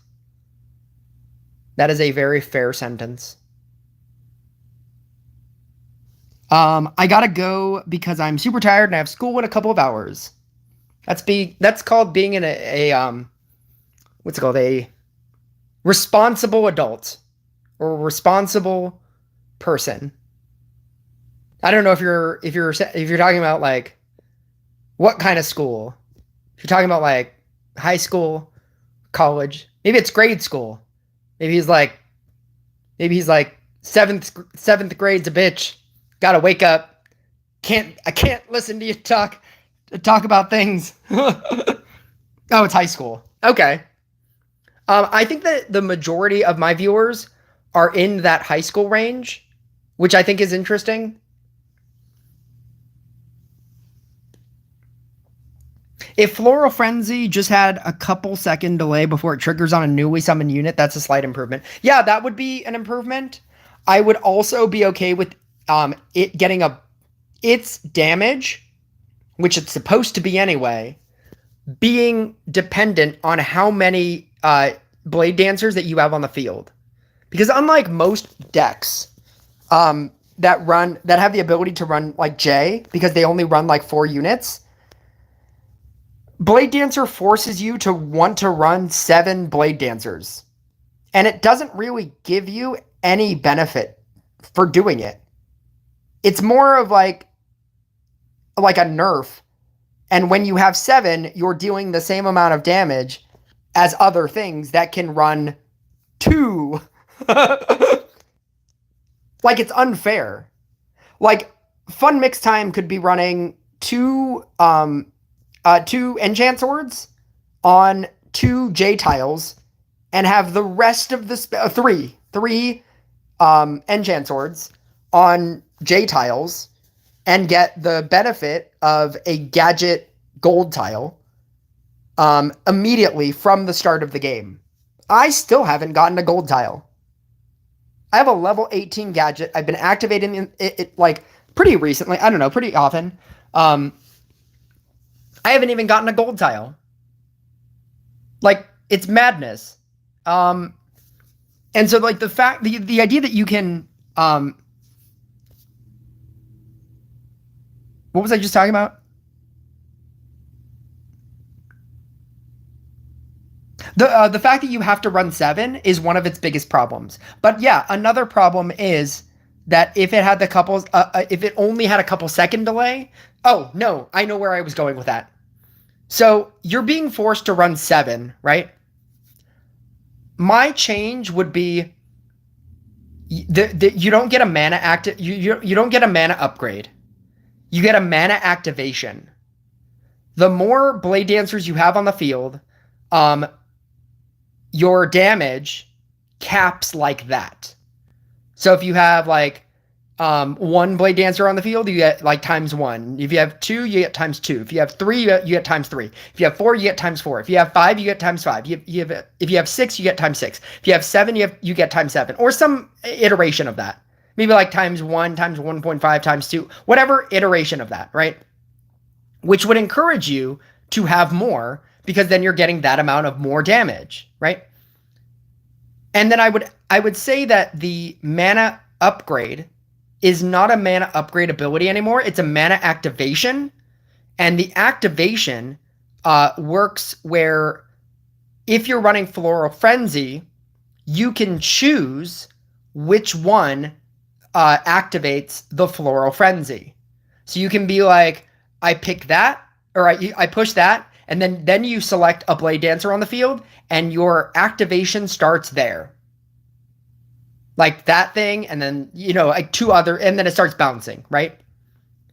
I would either recommend that change. No, that would be the change that I would activate.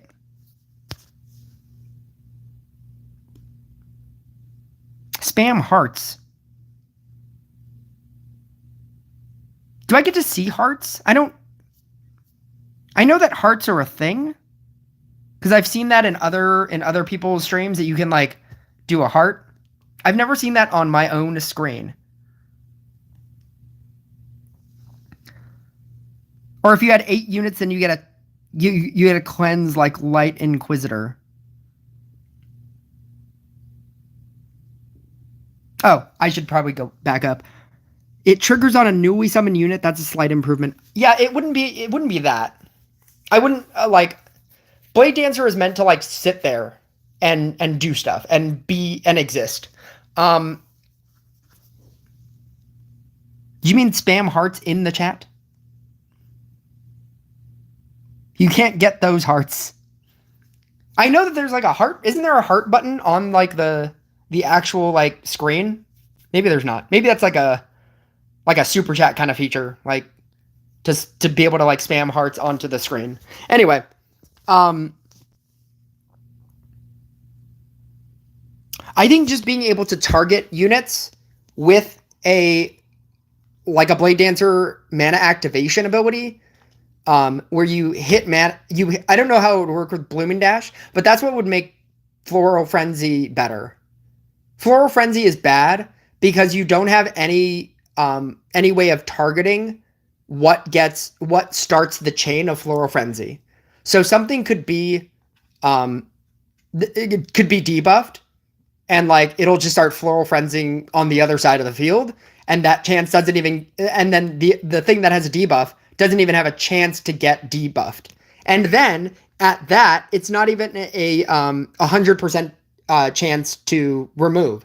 It is a 35% chance of removing negative effects, of removing the negative effect. So it could even go onto the unit that is debuffed and still not work, and it only works with a 35% chance.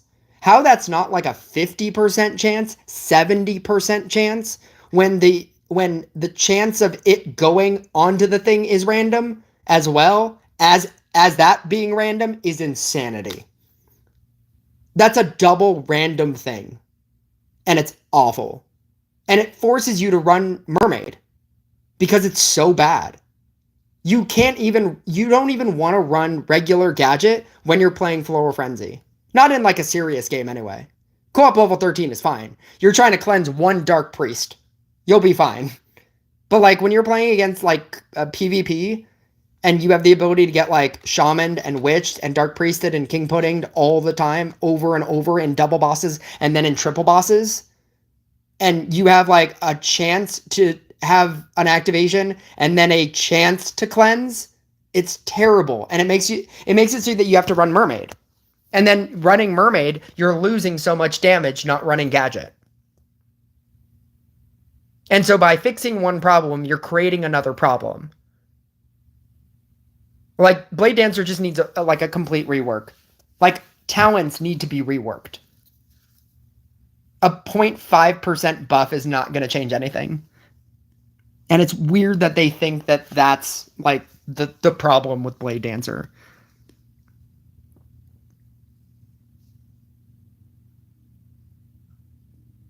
Or if Floral Frenzy will always bounce to a unit that doesn't have a floral buff first. Again, not the problem. The problem is cleansing. The biggest problem that I have with Floral Frenzy is its inability to cleanse efficiently. It's a cleansing talent that doesn't cleanse very often. Like once things start getting really bad, it's very bad.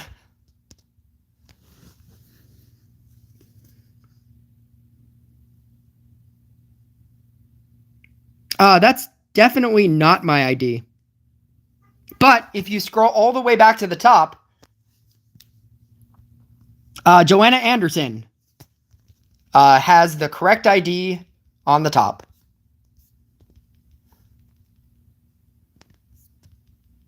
Shout out to Joanna Anderson. I feel like I should do this just so I can get rid of this guy. Oh, here's a level that I haven't gotten mana power down. It's exactly like Sword Cleanse. Sword Cleanse is going to be a little bit better in the next patch because they actually changed it from 2 orbs to 3 orbs whenever you merge swords now. I think that's a little bit better. I think nerfing it to 2 was insane. And now they're like, people don't really use sword anymore. We should do something about that. 2 orbs to 3 orbs is pretty good. That's why I never recommended sword until you got to like level 13. I wouldn't even recommend using sword until you had a level 13 sword.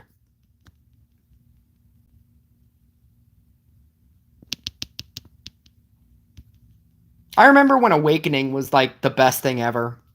Because that thing was the best thing ever. Being able to have like an Awakened sword on the field and have it just splash your field over and over and over, it was so good. And it felt so satisfying.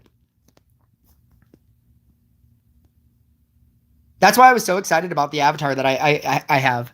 Like the Enchant Sword avatar.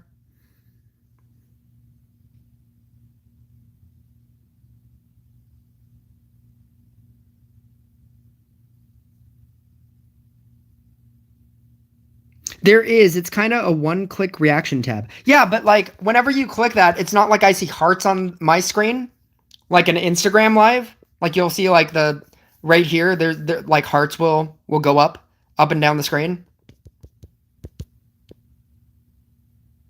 Oh, unless you're talking about something else. The level 13 10% speed boost was nice as well. Oh, right. The original sword, yeah. That was good, but like everybody just used it for Awakening Sword. Awakening Sword it was like the original Mermaid. It was like the most broken thing at like such a low level. like something that you would not expect from a low-level ability. Level 9 Awakening Sword was so good. You just wanted to run it in every deck.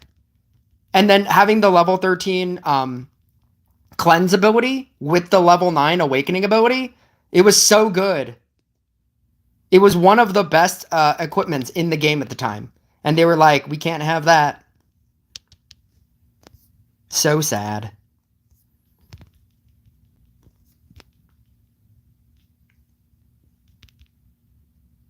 It was so sad, I almost wanted to quit the game. When they changed it, I wanted to quit the game. Made me want to quit the game. You should have seen me. I almost quit the game when it happened. So angry. Those greedy developers, those greedy Rush Royale developers, they need to get off my lawn. What's the best unit in the game? In terms of what? That's a very broad question. And I know you don't think it sounds broad, but it's technically kind of a broad question.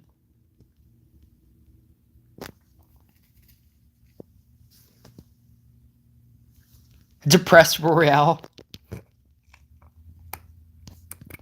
I think that's how some people look at this game. Most of those people love playing PvP as well. Most of the people that would call this Depressed Royale say that it's say that this game sucks. I always lose in PvP. This game sucks. I'm like, stop playing PvP. Crystalmancer is good maxed out to damage. What is the best unit in the game? I said to clarify what you meant, and you said Crystalmancer is the best. It was only a matter of time. It was only a matter of time. It's like whenever I start a stream, it's only a matter of time before somebody starts promoting Crystalmancer as being the best thing. If you're talking about what is the best unit in this game in terms of damage, Riding Hood. With a bullet, Riding Hood is the best unit in this game, and there's not even a question. There's not even like oh, maybe it's also this. Riding Hood is the best damage unit in this game. Specifically for how many units it has the ability to run. How many support units it has the ability to run.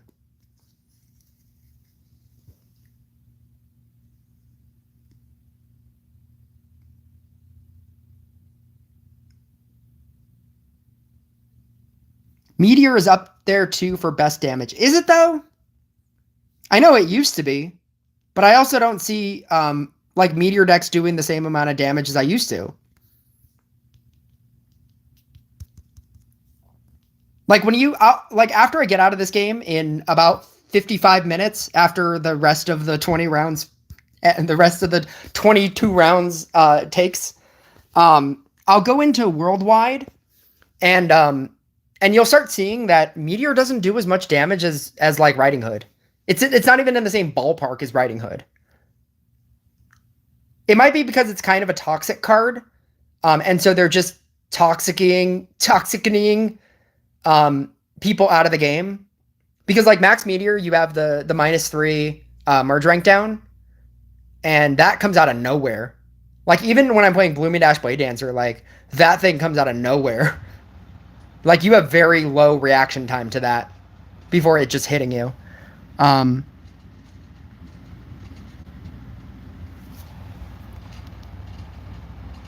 yeah, it doesn't do as much damage as it used to. And it definitely loses to Riding Hood. Everything loses to Riding Hood. Everything. Everything.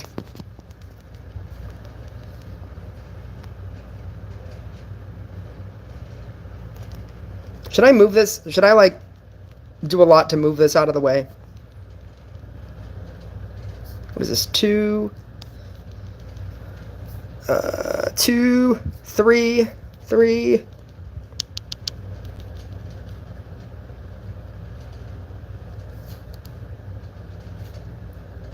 I have like 4 gold tiles.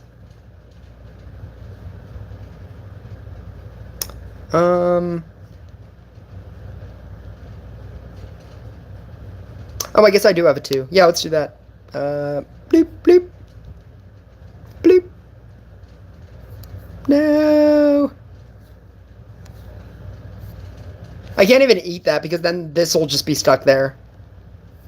So I'd rather upgrade it and then like upgrade something to get rid of it. Okay. Meteor loses to Riding Hood solos. Yeah, I'm pretty sure it does. I'm trying to build a Riding Hood deck hopefully soon. I got 3 Riding Hoods and shot back to back last December. What level is your Riding Hood? And in maxing out a Riding Hood, do you also have a max Knight statue, max Witch, max Enchant Sword, and a max Dryad? Because you'll also need that to make it good. That's the reason why it's good. It's because it has the ability to run all of those supports. Because it, in and of itself, is a scrapper, so you don't need to run scrapper, and then you can run every single one of the best supports and just beat everybody. That can only run like 4 of those supports, or 3 of those supports. Level 11, that's pretty solid. That's, yeah, that puts you on your way. Because even in Book of Secrets, like, just a couple of months of, like, Books of Secrets. And by couple, I mean, like, 4 months of Books of Secrets. You'll probably get the copies. If you just, like, hard focus it. Which is it's a good card to hard focus. Because even if they nerf it, which it's not going to get too nerfed. Even if it gets nerfed, even if they add in something to the game that puts it in a number 2 spot, it'll still be number 2. At worst, I could see it becoming number 3. Like, if they, like, nerf it, they add something, they nerf it again. You know, like, if they do, like, a lot to, like, try to make it bad, it's still going to be, like, top 3. Almost have everything maxed out. See, that's the thing. That's the thing about, like, new... about this new version of Rush Royale. You can't just have a max legend, a max DPS card. You have to have max support cards.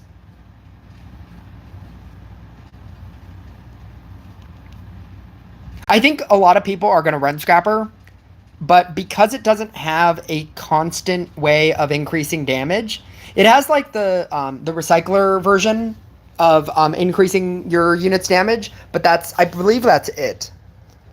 Because it doesn't have like a mechanic where it's like every time you scrapper a unit, you get all of your units get plus 0.1% damage, and you get scrapper stacks. You get a separate set of scrapper stacks. Because it doesn't have like a mechanic like that, I could see it being fine. It's very good, but I don't think that it just automatically slots into everybody's. Like, I don't think it's going in a Riding Hood deck. I think it makes Inquisitor much better. Like I think a Light Inquisitor deck could start seeing play. I think it makes Blade Dancer much better because you're trying to upgrade so many units. But for the most part, because it doesn't have like an additional like all the time boost damage thing, that it's an activated thing. Like you have to pick that side talent, you have to keep scrappering, and you only get the boost if you scrapper. Sometimes you don't want to scrapper. You don't want to continue that boost all the time.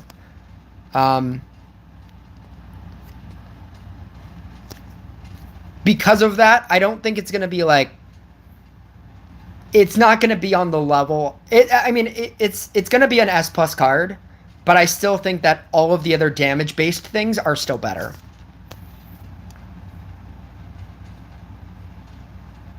Fury of Rage giving you plus 30% instead of plus 50% is a pretty big hit as well. I don't know if you guys saw that. That's a pretty big hit.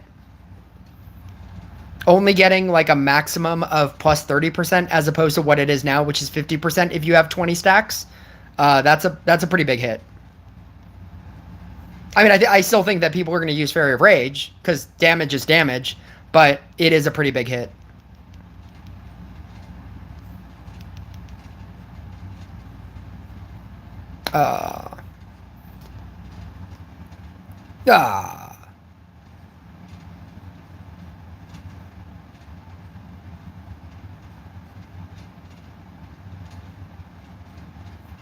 I mean, I guess I just do that so that I get the 12. I do not have the duck yet. It's plus 5% reduction to your hero cooldown, and plus 5% is better than not having plus 5%. It's something.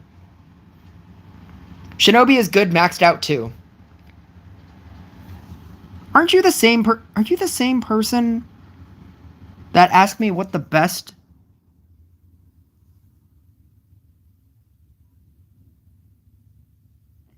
What's the best unit in the game? What a wacky turn of events.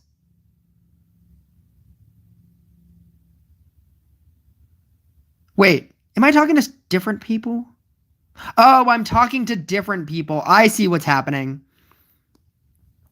Pro is the person that has the max riding hoods, but Gamer Pro, it's two different kinds of pro. Gamer Pro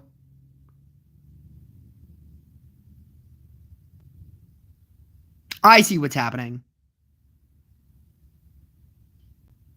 I'm talking to two separate people, and they're answering the same things.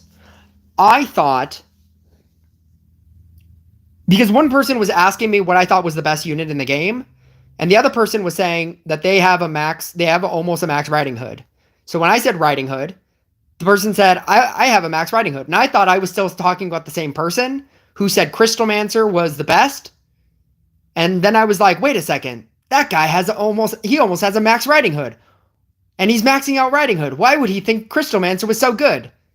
Like, and then the person said, I almost have everything maxed out. And I was like, but you also think that Rogue is good? It's like, what's happening?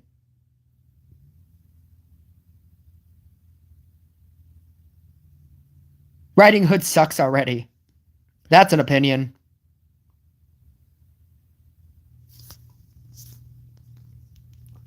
That's a strange opinion.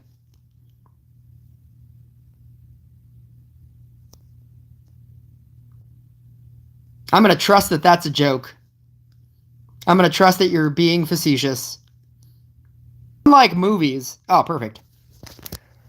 Where opinions are subjective. And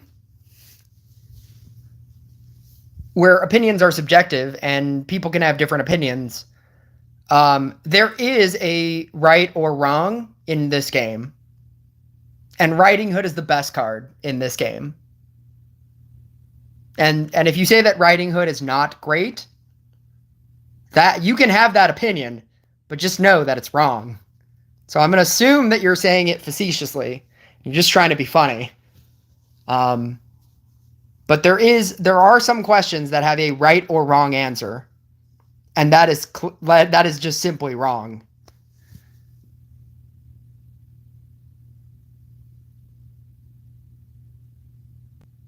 What about Genie? Isn't Riding Hood and Genie going toe-to-toe in the leaderboard? Yeah.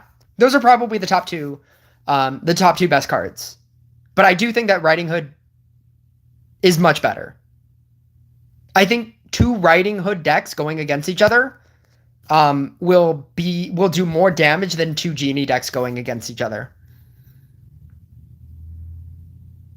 Because you have to understand when you're looking at the leaderboard, if you send me a request, by the way, if you, to play co-op, I'm going to ignore it for a second because I'm going into the leaderboard. You have to understand that when you go into the leaderboard, the deck that loses, that is not a reflection of the other deck. That deck just lost there. And so like if you see a Riding Hood versus a Blade Dancer deck and it does 10 billion damage, right? That is not a reflection on Riding Hood.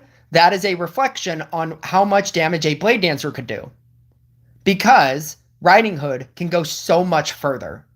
And so the only real like accurate reflections are when you see mirror matches of just two of the same deck going up against each other, and that is a better reflection on how much actual damage that deck can do.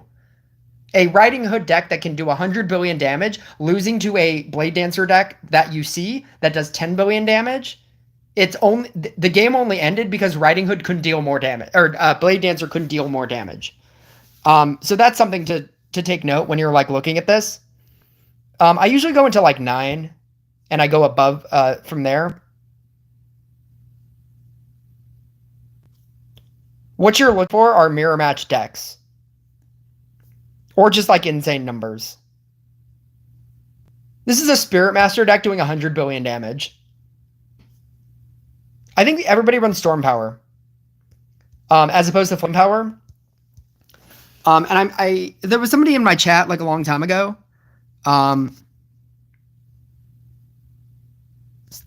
That was saying that Storm Power is probably better because you need to kill bosses quicker. You don't need to deal more damage with Flame Power or the AoE. You have enough power with Witch and with Night Statue. And you just need to have a faster attack speed, a faster and faster attack speed. Yeah, you're running like max Spear, max Spirit Master with Storm Power with a max Night Statue. Like, yeah. 4827 crit. He's doing 100 billion damage. I'd like to think a lot of that is because of Witch. Because like Spirit Master by itself without a Witch struggles so hard with mobs. And the insta-kill that you're getting on Witch is so you can't replace it. I've tried replacing it and it just doesn't work.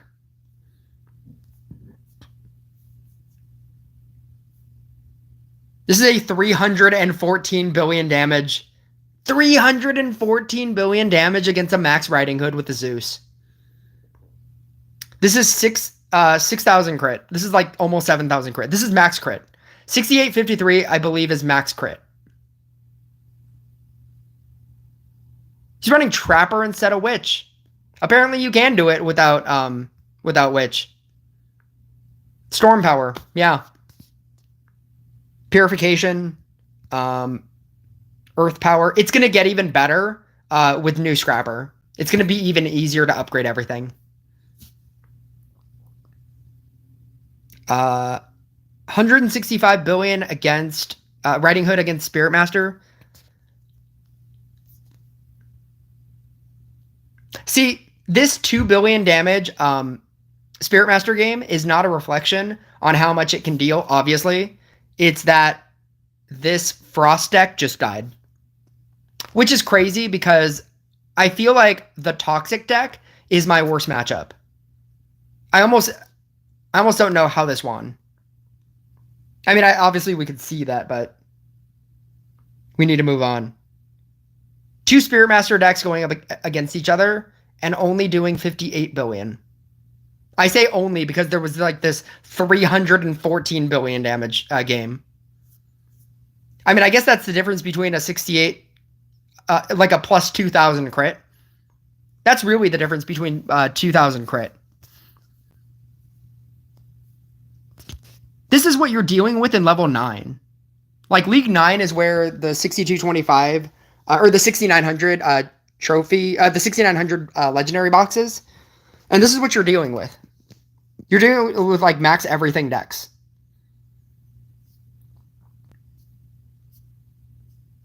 Gypsy Luna is one of the best players in this game. Like you'll see that name everywhere. Oh, this is. This is Small Shamer, I believe. It's Is. He very specifically runs Cultist. as he's a cultist main. Like, if you ever needed questions about cultist, ask this guy. Triple counterspell, cleansing sacrifice, and a mermaid. Just run all the things. Do you have like? I was gonna say, does he have a proving glance on the enchant sword too? Just run all the counterspell. Oh, that's. Oh, okay, no, never mind. That's because he's running mermaid with bruiser. That's why. Actually, no, he probably still does it. Yeah, he still does it. Just run all the cleanse. Yeah. And the cultist cleanse. Just run all the cleanse. 80 billion damage. I think Spirit Master is becoming... Mike Olin is like the original Spirit Master player. He like always mained Spirit Master. Just all the time. Maybe Spirit Master is just the thing right now. Spirit Master Trapper. Storm Power. It has to be Storm Power.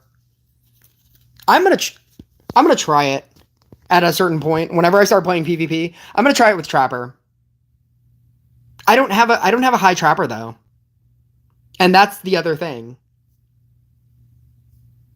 Like, you can't just have a max DPS unit. To get these numbers and to get these results, everything needs to be max.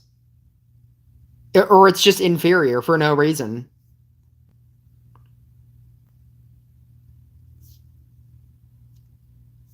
$130 billion damage, Spirit Master versus Genie. What's like a crazy...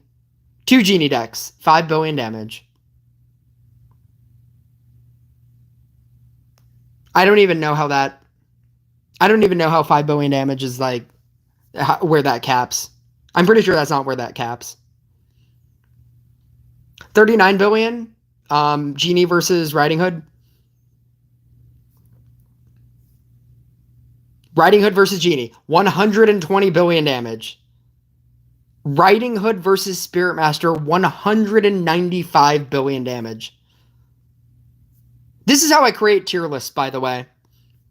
I just kind of spend a little bit of time doing this and being like, well, I guess Spirit Master's kind of okay now. And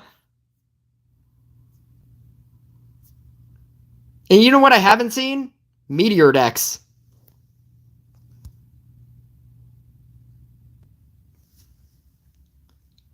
How much have I spent on Rush Royale? I have a video on my channel titled, How Much Have I Spent on Rush Royale? You should go check that out.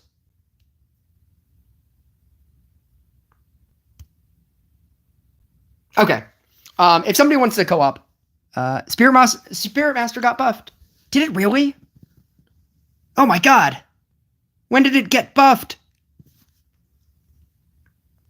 I get that it got buffed and like all of the talents changed and everything. I guess I should be running Storm Power. I get that it got buffed and everything. But like that buffed, like 200 billion damage buffed is crazy. I don't have a high Trapper either. I was getting Trappers and I sacrificed a lot of those as well.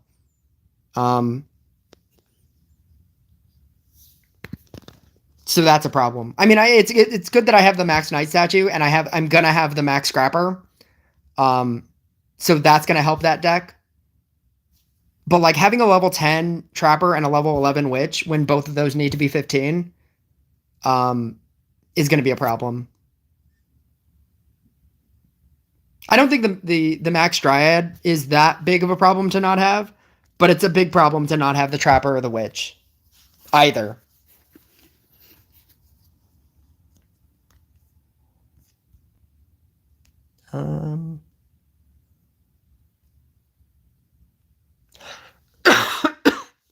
Anyway.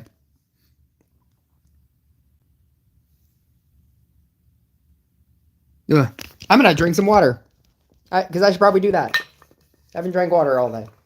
Not all day. Ah.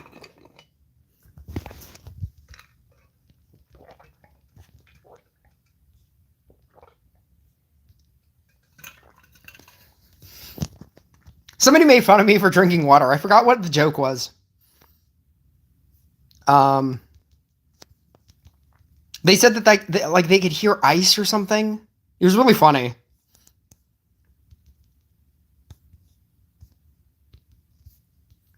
I completely forgot what the joke was. Oh, here we go. Here's another time when we're not getting mana down the first round. Here.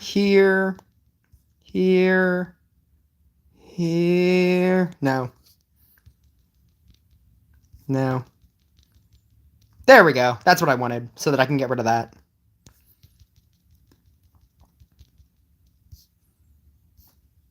I'm not going to upgrade this too much in the case that I get a Harlequin. There we go.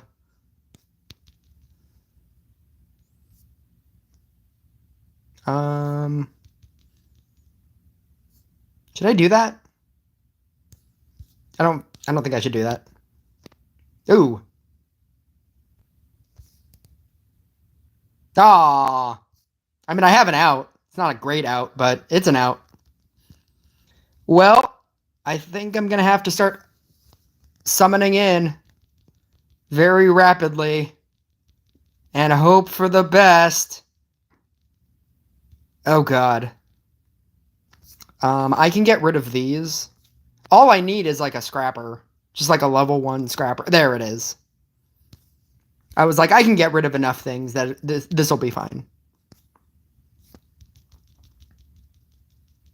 There we go. And we're done. I mean, I should probably get rid of this guy.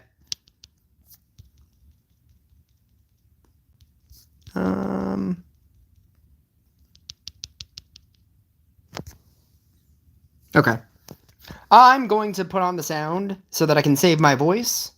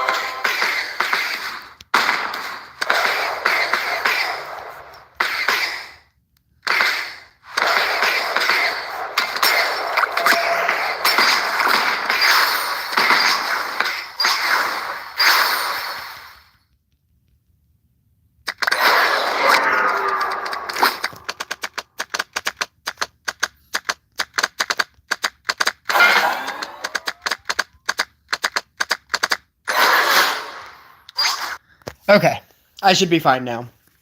If anybody has any idea for a jokey deck for me to run in PvP, I'm trying to keep my my rating low because my clan wants to go into like the 25,000, like where your clan has a collective total of 25,000 trophies, so that the matches will be easier. Or the matches won't be easier, but you'll be facing a clan that's much less prepared than somebody who has above 25,000.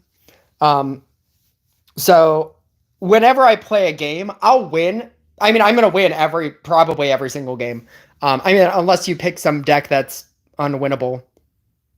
The building deck. Somebody told me to run the building deck and to see how far I could go. Or somebody wanted me to run like DPS Cauldron, and I think I made it one wave. I could make it like one wave. It was just DPS Cauldron. Because there was no way to like keep activating it. It was like intentionally silly. I don't think I even got to like the first boss. Or like there's like the building deck. I think there's a better chance that you could run a building deck now with Night Statue. You could run Night Statue DPS. I've tried that in a co-op. I got so I got so close. I think I died to the last double boss round with myself in my other account, shamaning, and it was the DPS Night. I might do that. I might do the DPS Night Statue deck. It's such a scary deck to run though, because all of your damage shuts down if you don't have an even amount of Night Statues on the board. So like when you merge, and you know, like when you fill up the board, because you want to fill up the board so that you have like more activations of Night Statue, but every time you summon in, it's so scary because it's not like Inquisitor. It's not like Inquisitor shutting off. Inquisitor shutting off, it still deals damage. Night Statue shutting off, it literally shuts off. And you basically have nothing else dealing damage. And so you have to have an even amount of Night Statues. And it gets really risky if you get like Warlocked. If you get like Warlocked and you can't summon in, or you summon in and it's like it's not a Night Statue and you just die. It's the most like it's the Five Nights at Freddy's of the Rush Royale gaming. If you want the Five Nights at Freddy's experience, in Rush Royale, it's Night Statue DPS. It's like I've never had my heart pound as much when I was trying to make a video, to showcase like Night Statue DPS. It's very funny. It's a very funny deck. Poison deck like Ivy, Earth, Elemental, Plague Doctor, and that. Tell me the full deck. If you're going to give me a deck suggestion, you have to tell me the full deck. It can't be like, just run something with Poisoner. I'm like, what's the rest of the deck?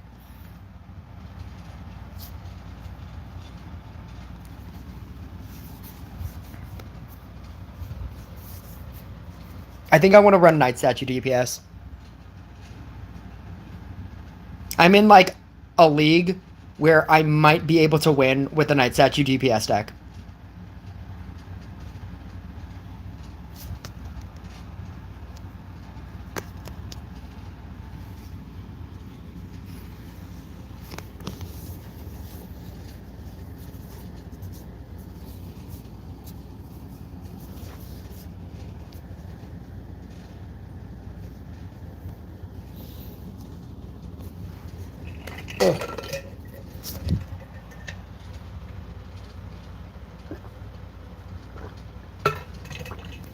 Oh.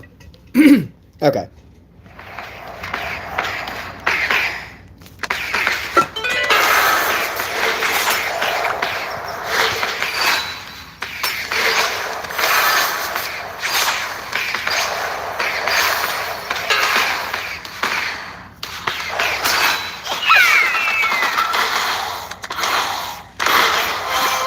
Oh god.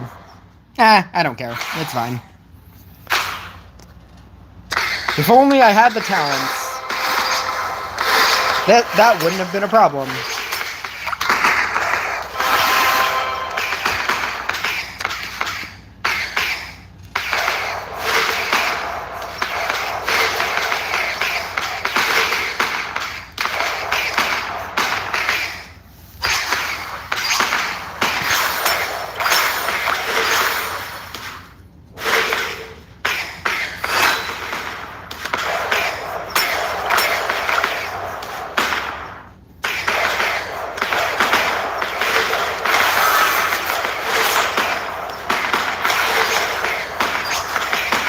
Ivy,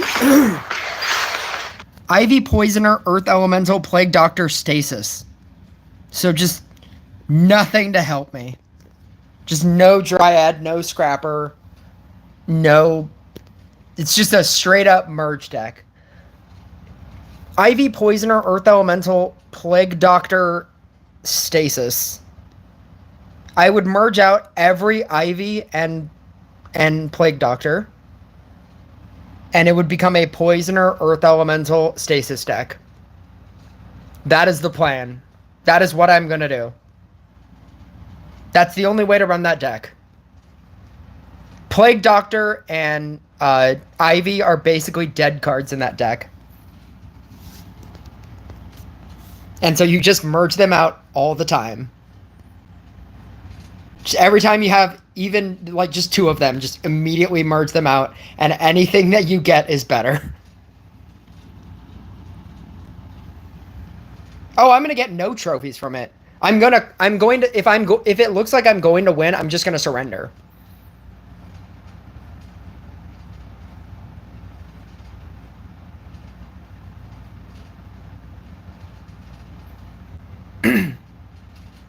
So in about 45 minutes, when I beat this level, we will play that deck.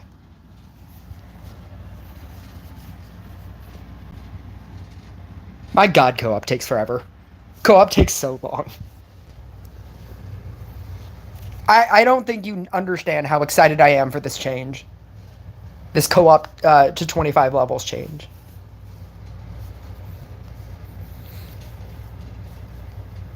It's just awful.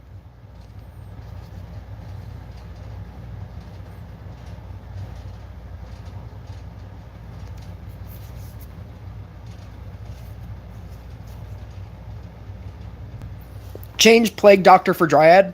I can run it the other way. I mean, it is also to be funny. So I understand the choice.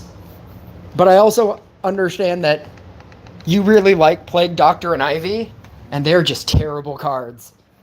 Beyond round 2, they are just awful cards.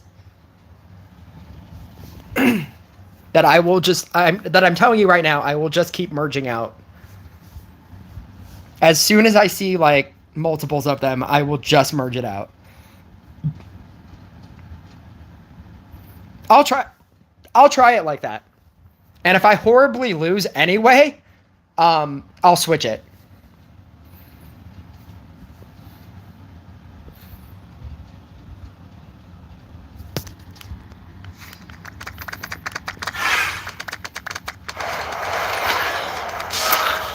What a lucky assassin. Killing the Scrapper, the level 2 Scrapper. Is that the world's luckiest assassin hit?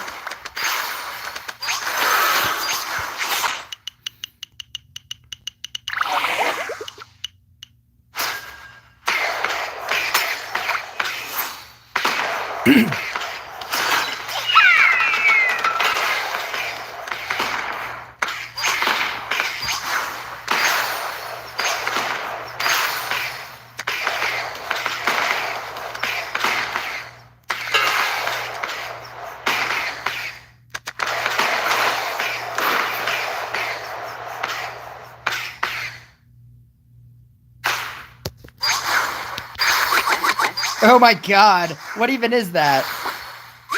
What is that summon in? Okay, here we go. Do I have anything that's I do have something that's a 3. Bloop.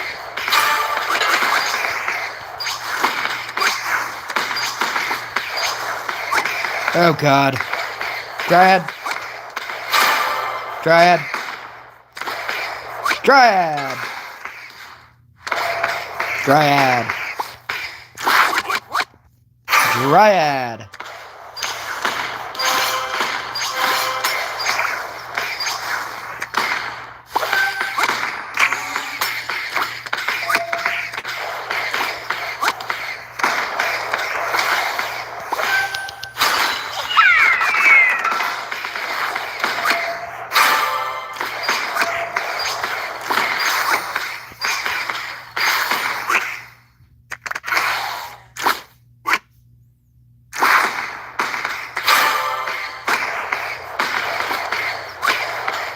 Actually, no. Yeah, I will keep it.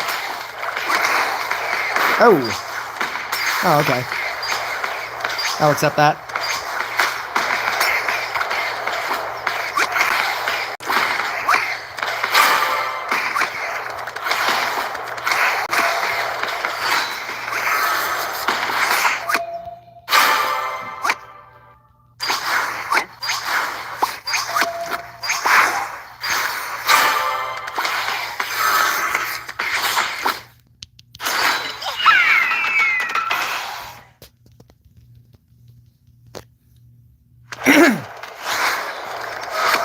Nope.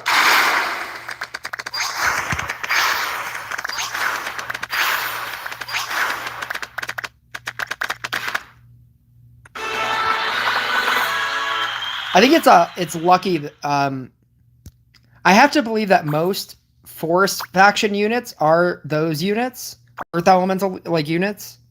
Is that a correct assumption? Ooh, is that what you're trying to build? Kinda. It's like a Forest Alliance deck. I get like plus 4%. My best decks, it's probably that or that. And I have nothing else.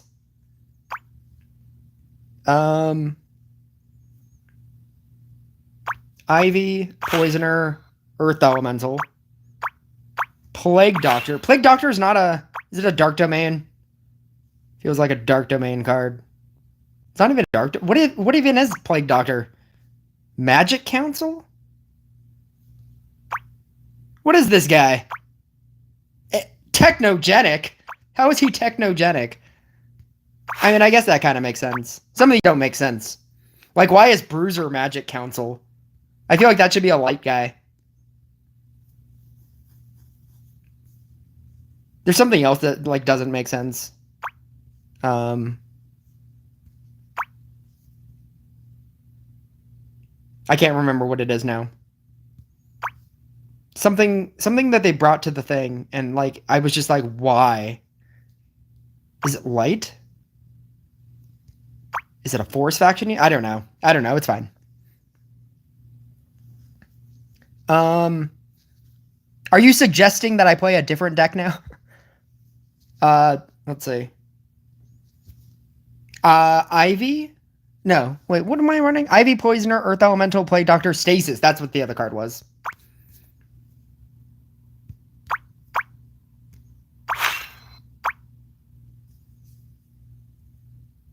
It's just a merge deck. I'm just gonna run Gadget. Yeah, I got lucky here, where most of my stuff is Forest Faction based. I'm gonna use a growth tile because I'm gonna be doing a lot of merging going on here.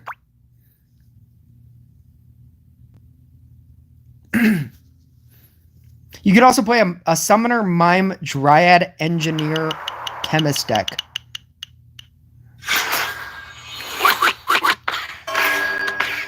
I can. What is he running? Double building. Double building is so risky. Double building, double legendary, Jake Paul.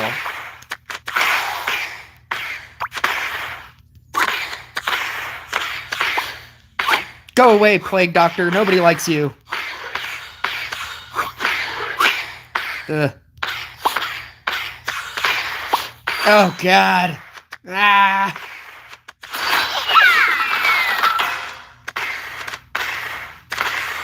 Defend the damn tower. Were you guys around when I said, fix the damn game? That Jake Paul's, like, actual, like, phrase should have been, fix the damn game. I don't feel like that. I just think that would be funny. And I like that it works in the thing. Look how fast level 1 stasis attacks.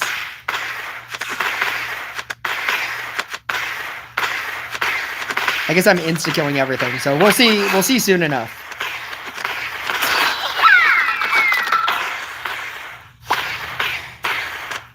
Earth Elemental.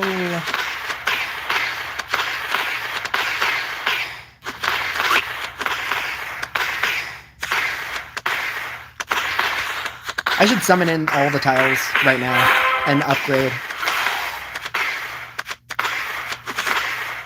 23k damage early game is insane. Yeah, crit matters. Let this be a lesson to everybody. Crit matters.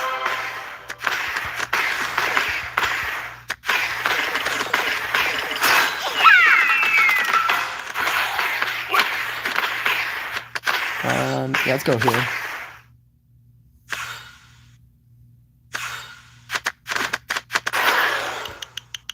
Oh, why am I upgrading this?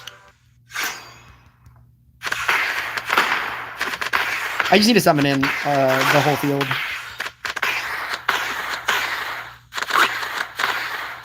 Come on. I'm just trying to get to this growth tile. Come on. There we go. 2.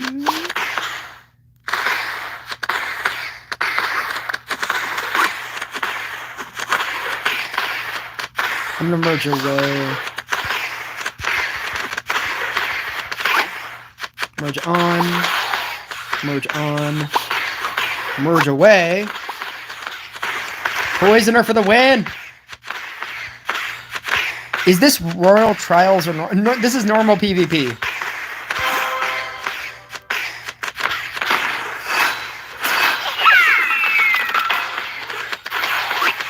Just regular competitive PvP. This is how the pros play.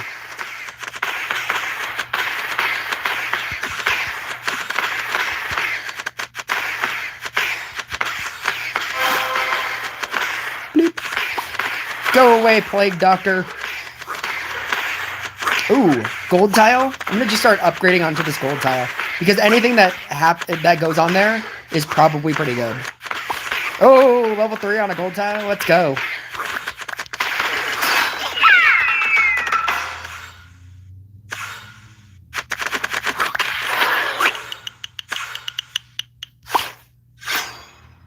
I need to get an Ivy to upgrade on there.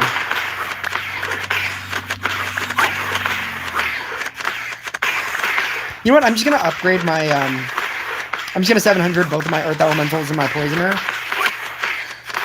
And sit here.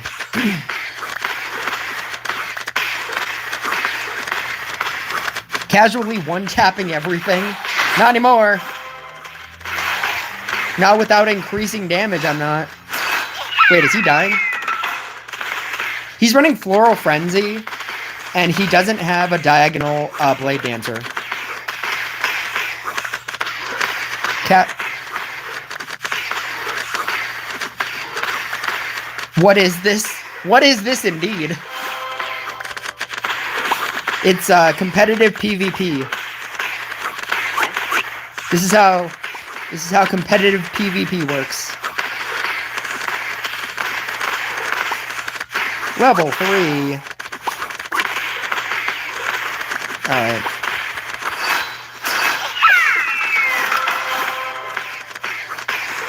It's part of the new meta. It's the Plague Doctor, Earth Elemental, Ivy Stasis deck. That everybody, all the pros are running. 2. Let's go! Let's go! I don't care about this Ivy. Oop, I don't care about that either. I don't care about that either. That is really fast, and that's no mana upgrades. Do mana upgrades make it faster? Look at him go!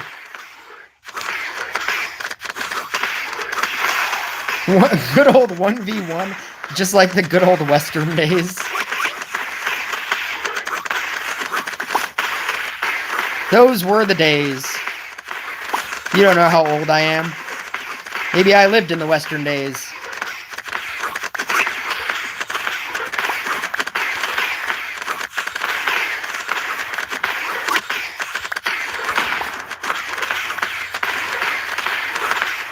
Back when you tied people to train tracks. Those were the days. 3. Oh god. Virus. No, I can't even get rid of it. It's just gonna virus my field and I'm gonna die because you can't cleanse. Why? Why? Goodbye, cruel world.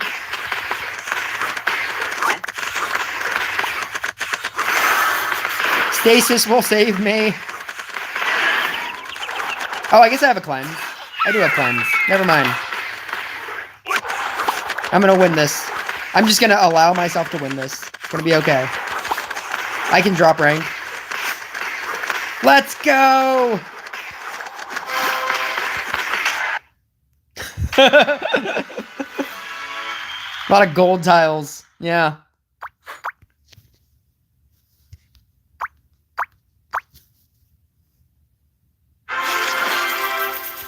It's the new deck to run. It wins games. It wins against Blade Dancer. It wins against Blade Dancer, Boreas, Grindstone. It's pretty good.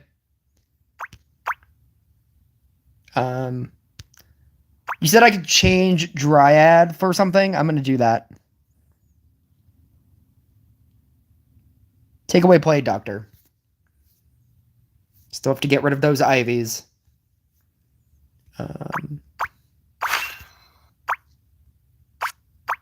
This is when it gets really broken.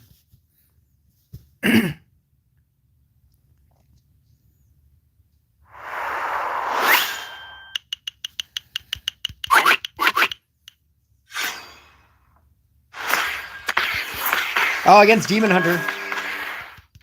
This is the kind of content that like a Rush Royale creator would post and be like, oh, this is the new deck to beat Demon Hunter.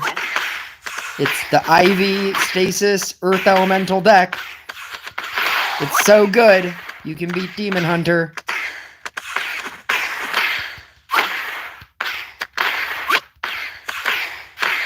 Look how good I am.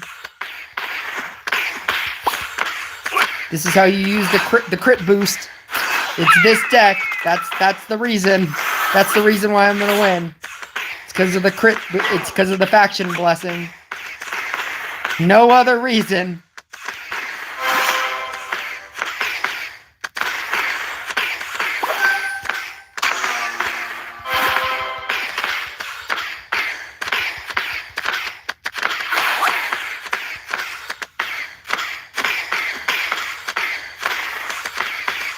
Bro's making all these Rush Royale players look like amateurs.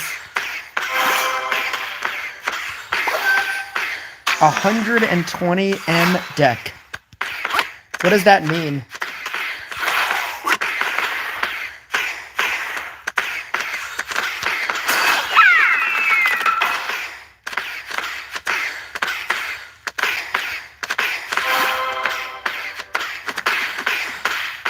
$120 million? You can re-add me. That was a couple streams ago. I don't normally keep friends because it doesn't matter. And then on that stream, I said that I would continue. I would allow my friend thing to just stay there because there's no real reason for me to delete it. And I suppose if you keep joining my streams and you want to play co-op or something, it would just be easier. But it's not like I was getting... Oh, that was sad. It's not like I was getting literally nobody in the amount of time that they added me ever tried to co-op with me. Because it's just impossible. Like, the idea that you would be on your, the idea that you would be on at the same time that I would, wasn't impossible, but I mean, it was highly unlikely. And so, and you can't, like, chat through friends. So the only thing is, to do anything with that person, you would both have to be on at the same time, and you would both have to be not doing something else. And I feel like most people don't just casually sit in the game. They do stuff. So even if you were on in the game, and I saw that you were on, it wasn't like I could request something because you were probably in PvP or probably in co-op. So there's no real reason for the whole thing.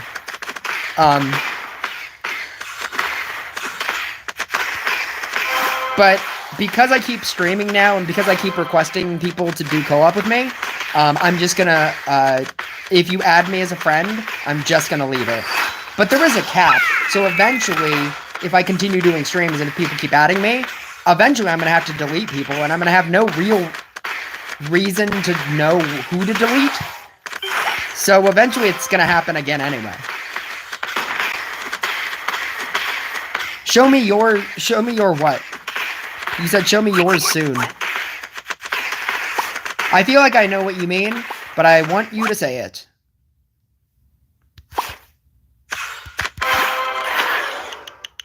I live in Europe and I'm just learning from you, bro, and that's the second time. Thank you. Thank you. I get people from all over the place. It's crazy. It's crazy. It'll never cease to amaze me how international of a game this is. I should be deleting all these guys. What am I doing?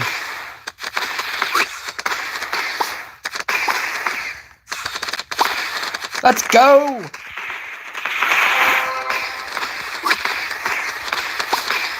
%. That's all I'm at? What am I doing?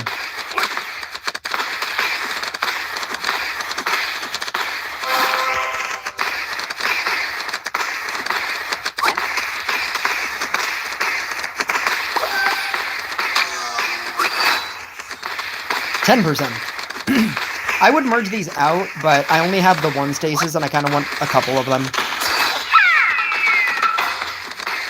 If anything, I should be merging out the level 1 stasis. There it is. Yeah. And then probably merging this away.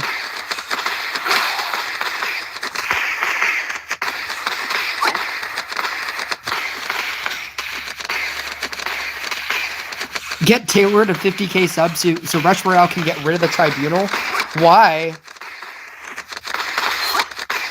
Why do you want to get rid of the Tribunal?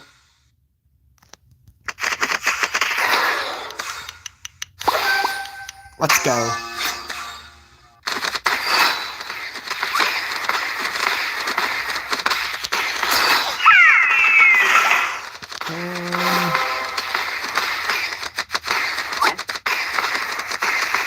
Do I do that? Upgrade that and get rid of it. I'm gonna summon him first. Let's go here. Yeah, let's do that. Ivy again.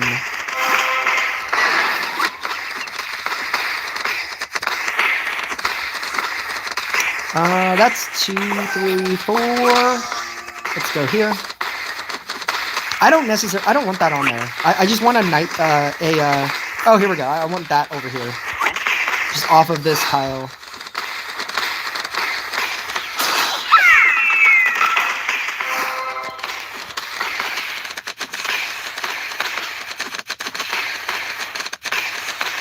It's the only boss that makes me sad. How do you get every card, and do you give any tips for me? You get every card by playing this game for 4 years. If you're wondering how I got every card, I've been playing this game for apparently 4 years. We figured that out last stream. And by we, I mean I. The royal we.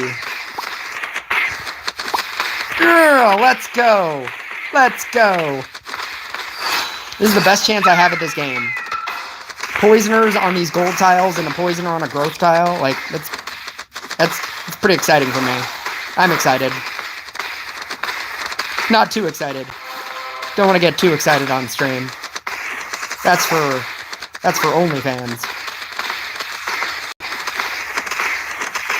3.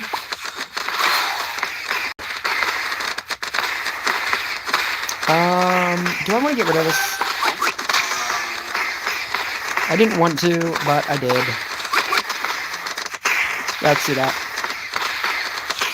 King Pudding!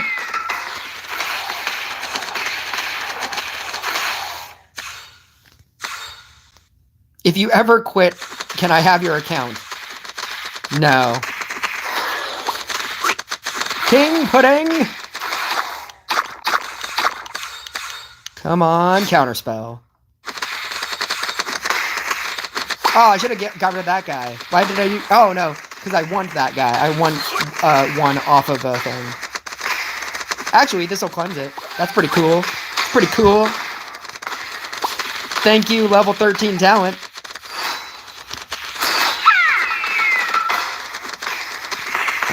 Let's go here. Ooh. Let's go. Ah, come on. Give it back. Let's go.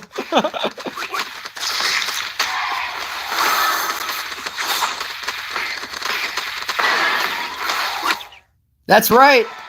This deck beats Demon Hunter.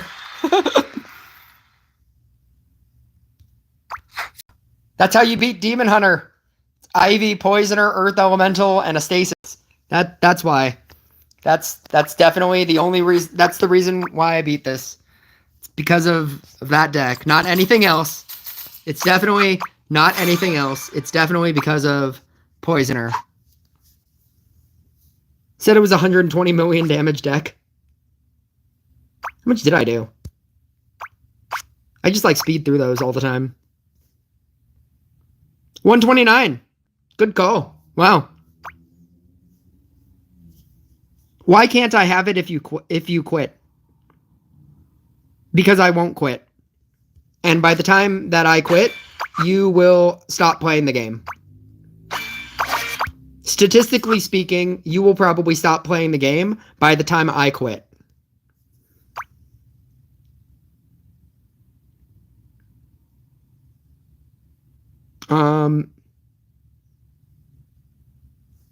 Yeah, 129.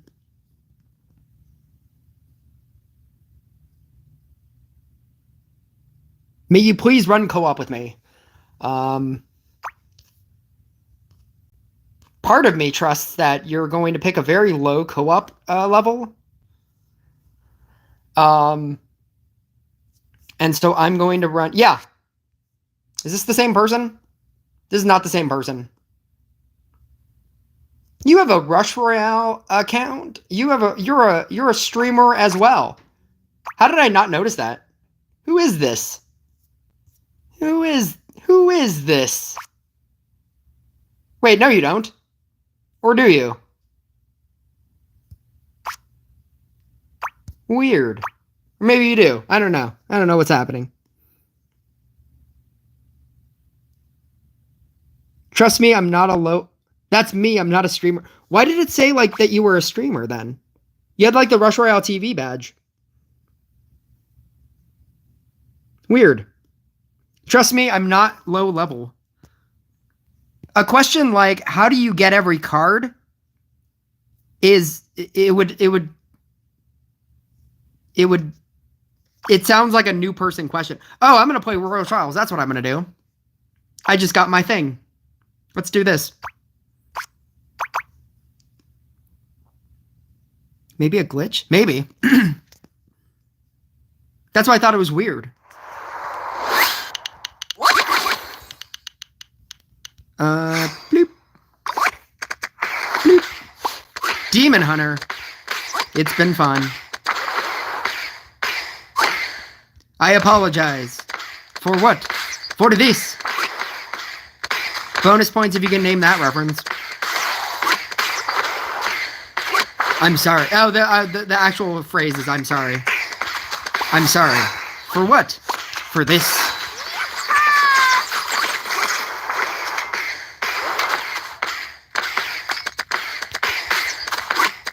Bleep, bleep.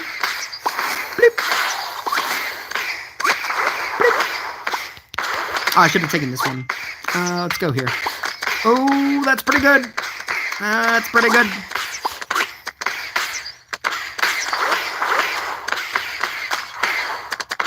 I haven't gotten a single... Oh, no, never mind. It's right here.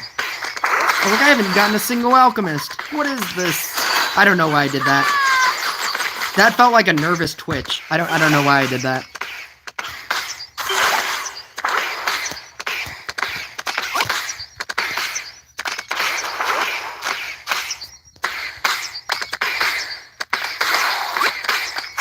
Two,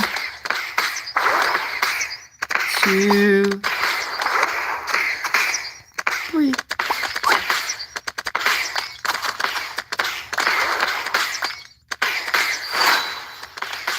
We are doing pretty well here. Pretty well. 2 4s. Let's go.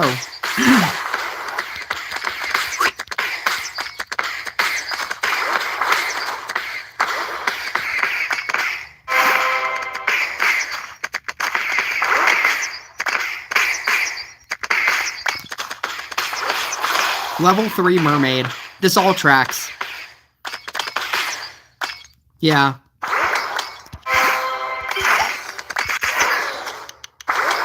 Don't worry, guys. I'm not going to be toxic. But I'm definitely going to win. And I feel bad.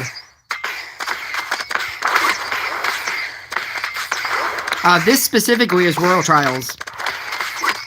If you're talking about the game... The actual game, it's Rush Royale.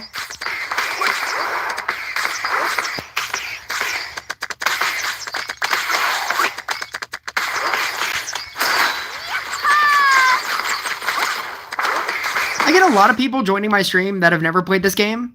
How did you find this? Like, if you've never played this game, it means that it wouldn't be suggested to you. How did you happen to click on... How did you happen to click on this if you've never played the game? Like, I'm not an army person.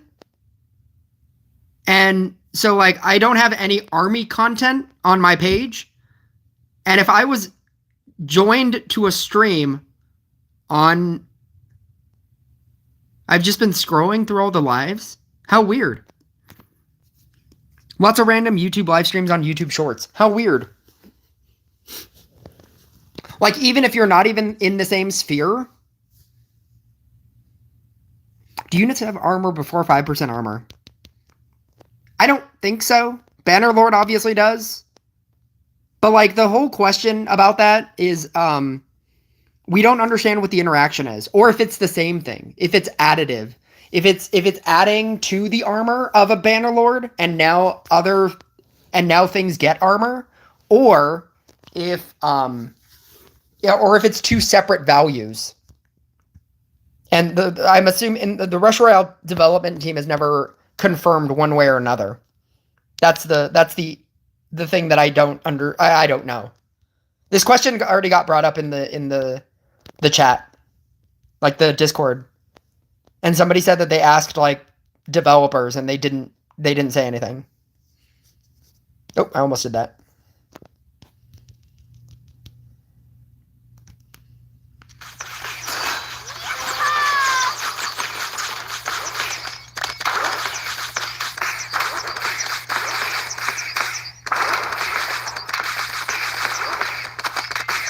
I feel like I should try to alchemist him this round.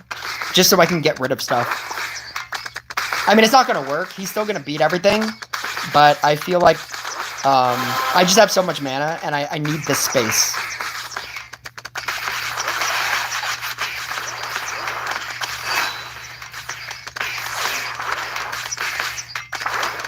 What's up, man? Just came in. What's up with the Taylor's version part of your name?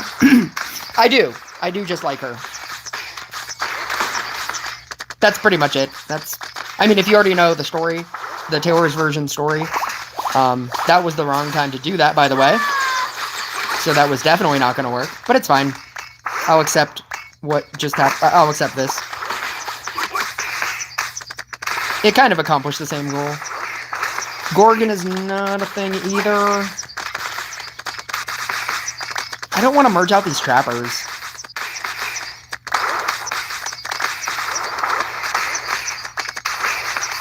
I'm just going to wait for all of these to brew, and then I'll merge them out. I've also got some Japanese streams, too.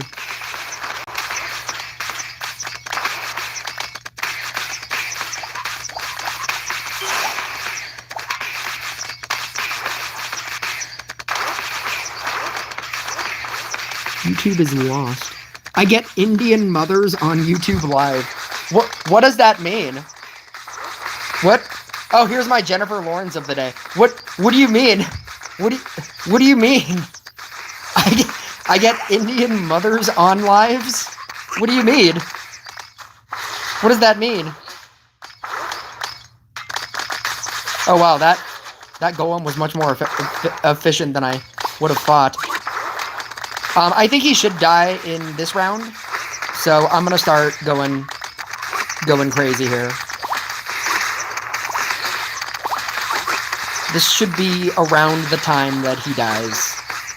And the Demon Hunter deck does not know how to handle multiple creatures.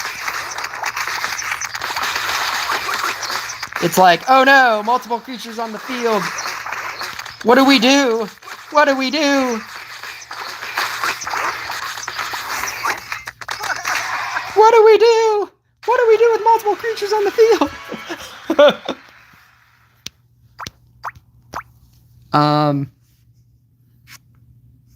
Just random old Indian ladies talking on Livestream. I'm just gonna be here while I do homework. For about the next 20 minutes, you will be. Because I do have to end my stream. Actually, you know what? I'm gonna check something. I will be 1 second.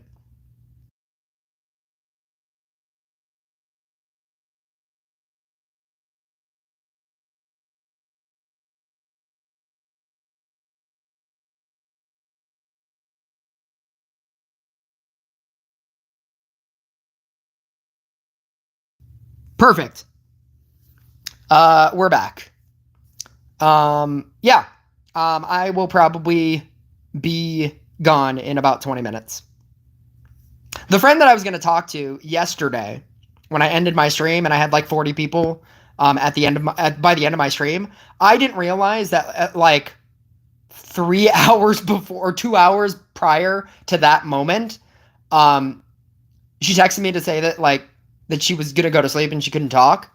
And so I was like, I could have been streaming still. No. But yeah. I am going to have to leave. I've been doing a stream for like 3 hours. Like, I am gonna have to leave at some point. Where am I from? I'm from the US. Ooh, should I watch this? I should watch this. Rise of Kingdoms. This video brought to you by Rise of Kingdoms. Play the game that's changing the world. Are you trying to embarrass me in front of my girl? Just like you did in that Rise of Kingdoms match the other day. Sorry you're such a noob. I can't believe you don't play Rise of Kingdoms. It's the best game that ever exists. This video brought to you by Rise of Kingdoms. It's the best.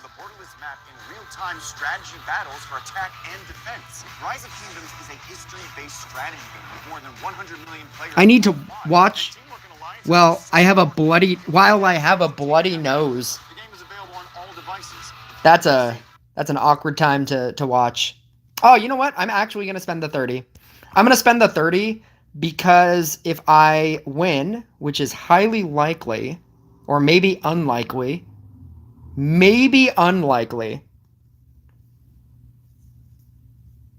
What do I run? I'm gonna run Reaper. Yeah, I'm gonna do it this way. What do I have on Reaper's Dark Domain? Dark Domain. Yeah, I have enough. Okay, it'll be fine.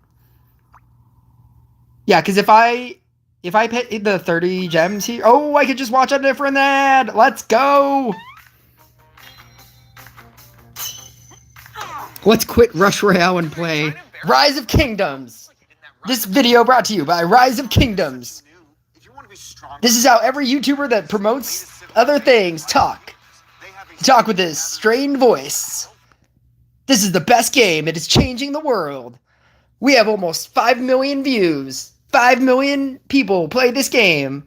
And it's so good. And it's the best game. Play with your friends. Don't be left in the dirt. How to get chicks. Play Rise of Kingdoms. You can play with all kinds of girls. Are you single? You should play Rise of Kingdoms. All the girls will love you. That's how every game promotes like their game. That's why they had Kate Upton in that game ad. I forget what it was. Are you single and want to have sex tonight? Play Rise of Kingdoms.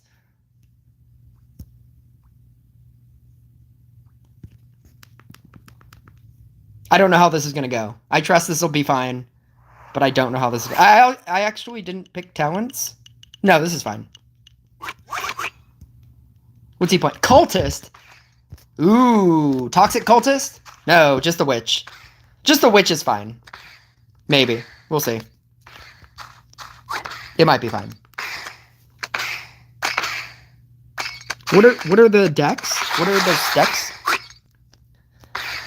This is Royal Trials, and it's my Alchemist Lightning Mage hybrid deck. That is the best thing. Especially if he doesn't get Cultist. Yep. Yep. Whee!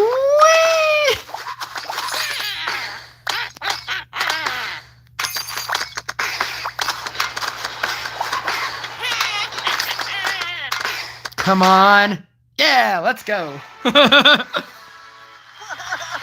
Let's go.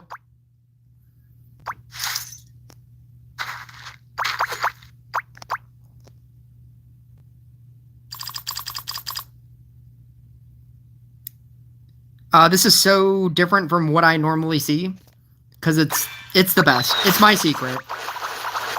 It's my secret deck. I have won every single Royal Trials game. I can like go back into my history.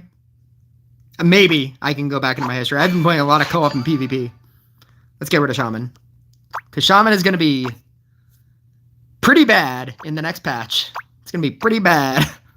It is not the best.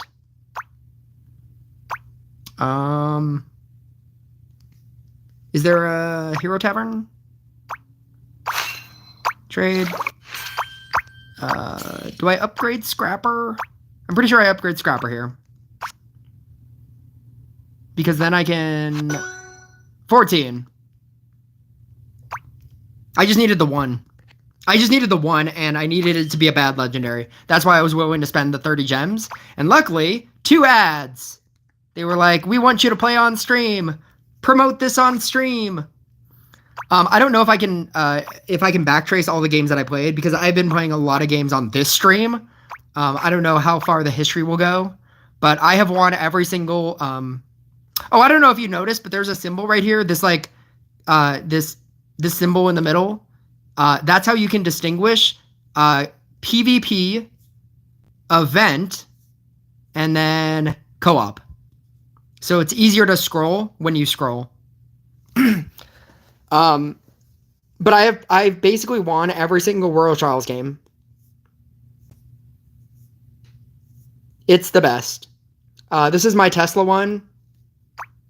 This is against an Alchemist specific deck. This was me playing it with Dark Inquisitor and just super upgrading a Dark Inquisitor. I wouldn't recommend that one. I just needed a 5th slot. I know that tells a difference in the middle. Oh, yeah, yeah. This is obviously Dragon Rift, PvP, Royal Trials.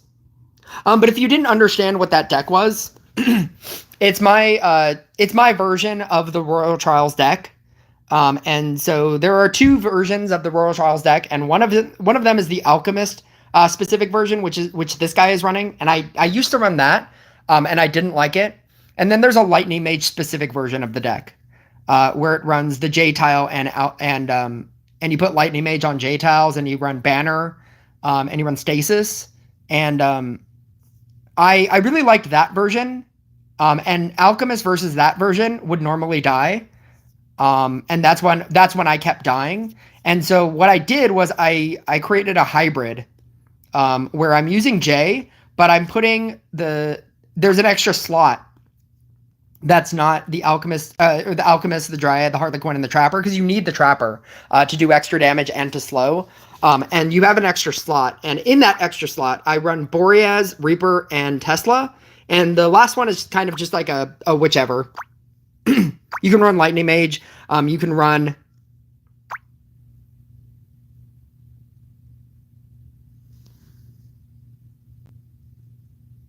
You can run Lightning Mage. You can run Thunder.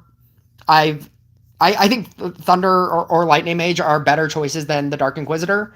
But I was just trying it just to try it. What are the talents and how do you play it? You're running this because of specifically because of Golem. If you look on my channel, I have a million Royal Trial videos because I want the developers to fix this.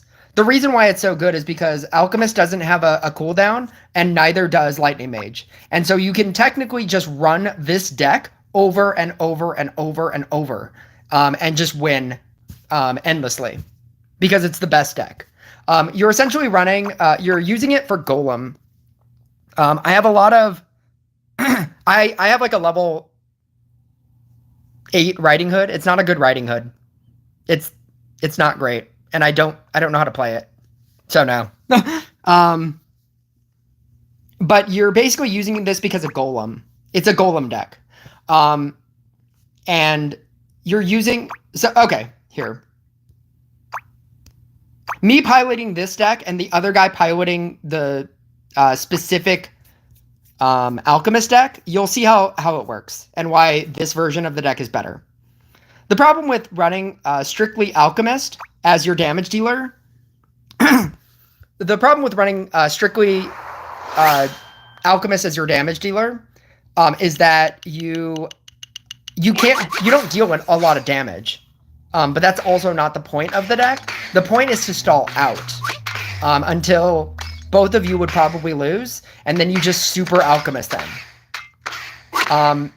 Earth Elemental does a lot of like spread damage, but you have to merge it up.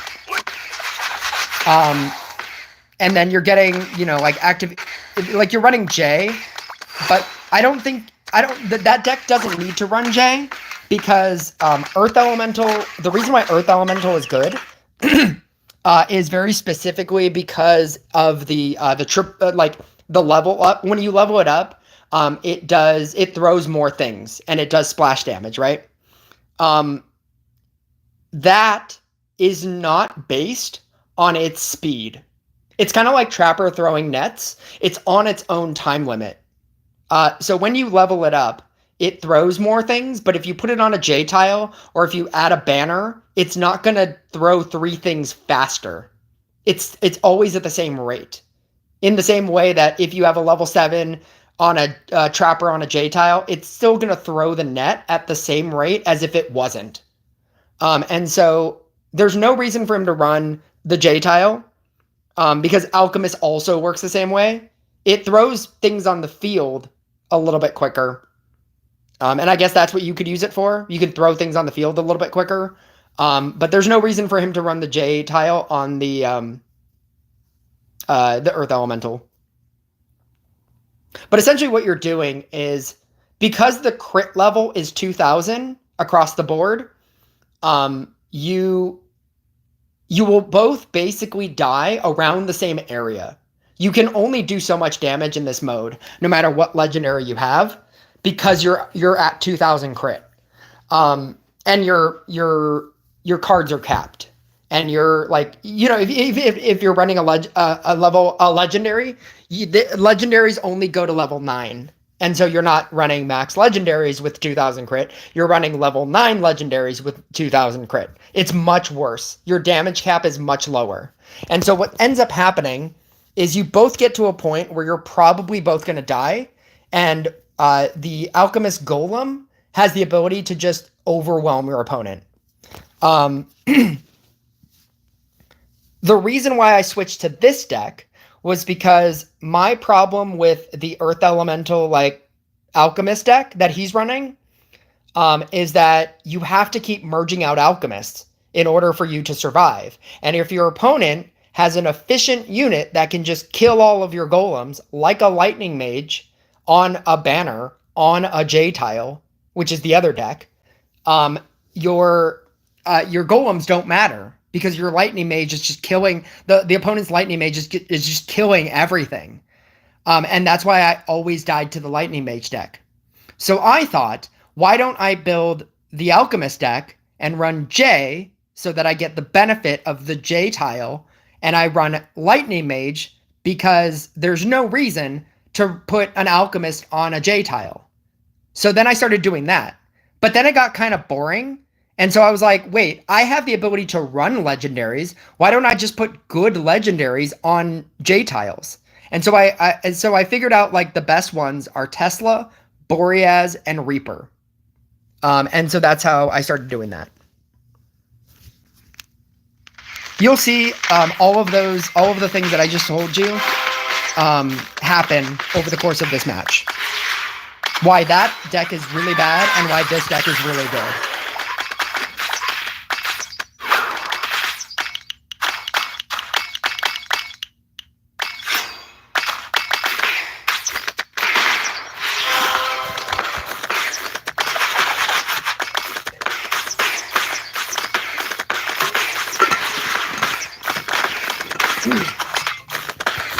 Oh, also, he's running growth tile, and I found that I never use my tiles. I don't care about any of the tiles other than the J tiles.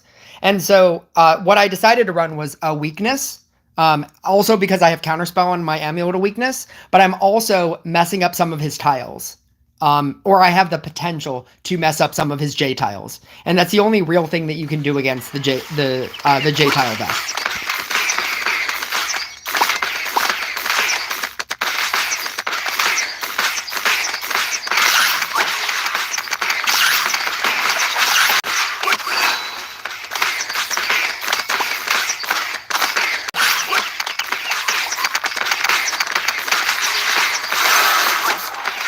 So right here, he's going to get Monkey King, and he's basically going to merge out everything, because he can't kill the Monkey King, because he's losing this wave right now. The deck doesn't do enough damage.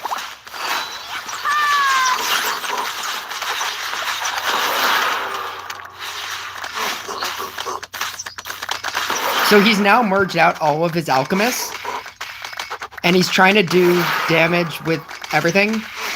I questioned sending him 2 golems, and I knew that it wouldn't work. I knew that, like, the amount of time that a golem would have to take to travel, it wouldn't work. So I'd rather golem him on the next round, and they'll have more health. But see, once you sacrifice all of your alchemists, you basically lose. Because it doesn't get mana quick enough, because you're not really killing anything. You're just stalling.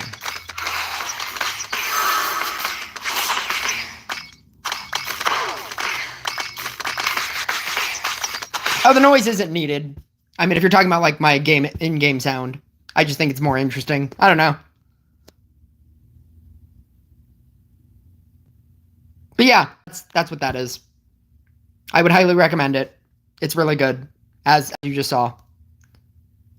I am one scrapper away. I'm only one scrapper away.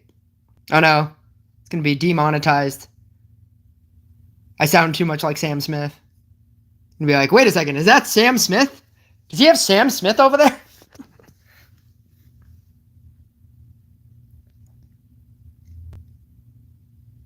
A little game sound is really good too.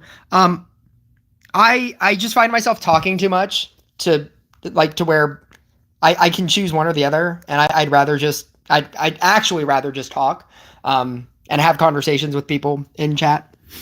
Okay, well, I like playing with the legendaries, but we will see when I do. Yeah, but I think it's good. What is it? Inquisitor Sword Wall. Inquisitor Sword Knight Statue. What are you talking about? I'm assuming this was in reference to something, but it was a long time ago.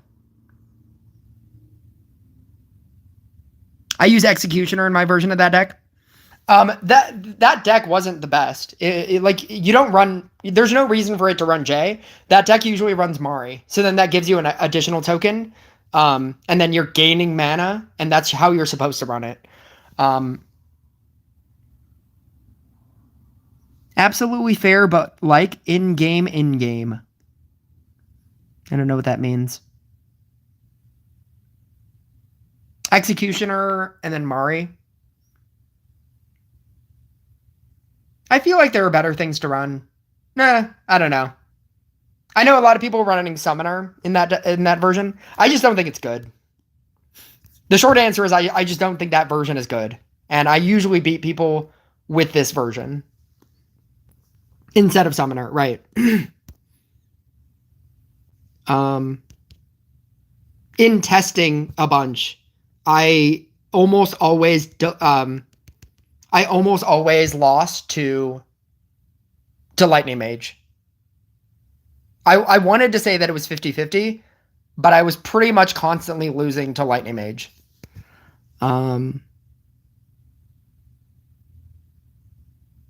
I'm honestly pretty new to the game. I'm just sucking these informations. I'll shut up.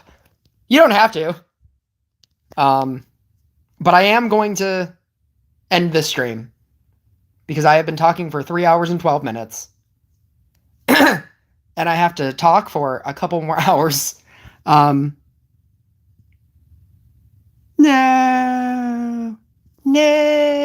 I love that when I did that in some stream, somebody immediately caught that it sounded like Cartman, and that's exactly what that reference is.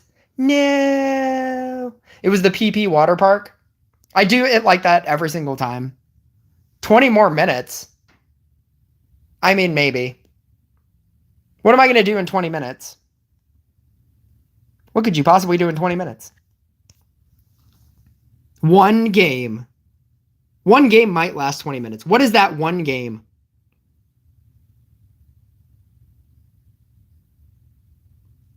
Is it PvP?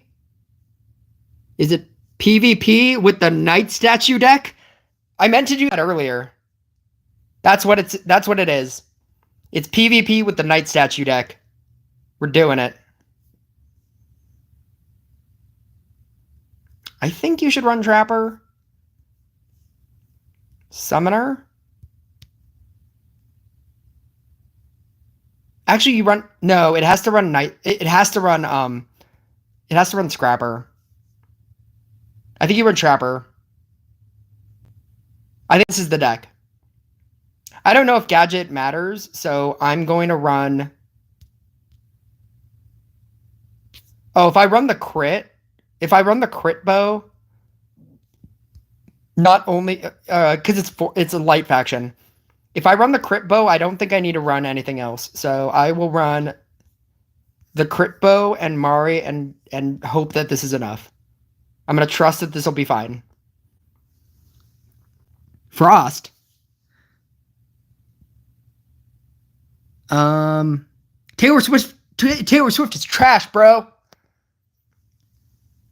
What football team do you like? Revamp Val. What's your favorite football team?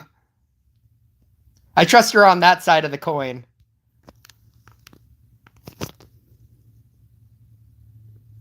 Oh no, I was gonna say, is your real name Brad or Chad? He's gonna be like, it's Val. My name is Val. I like football. I don't need Taylor Swift on my football screen. Oh no. This is the Five Nights at Freddy's of decks.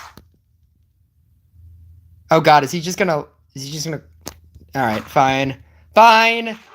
Fine, you can have the win.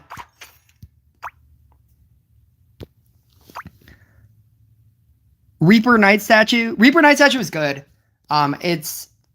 Somebody suggested Reaper Knight Statue Sharpshooter because the problem with Reaper is that it doesn't do well against... What's it called? It doesn't do well against... Oh, I'm going to turn this off. It doesn't do well against... What am I thinking of?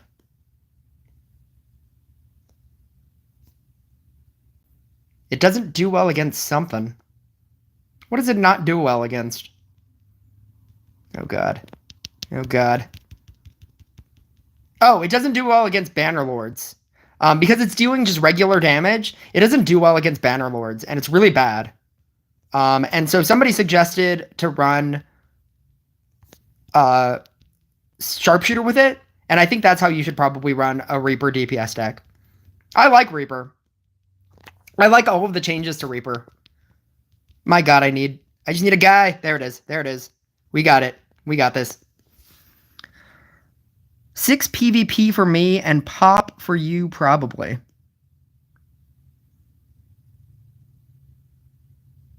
She's horrible.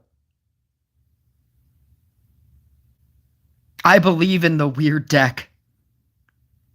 You're wrong. I don't like football. How? I don't. He hates football and he hates Taylor Swift. Who is this anomaly?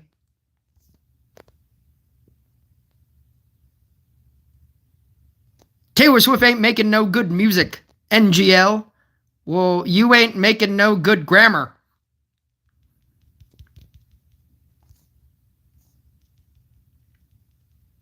Have a good Lamau. Who's Lamau?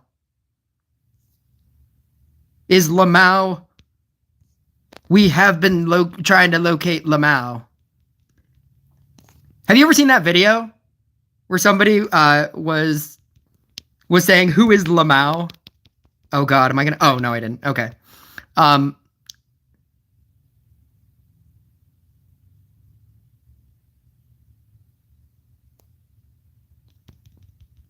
Who is Lamau?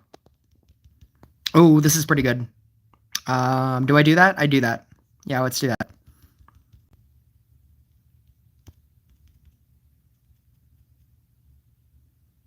That's some fun memories you just bring up in my mind.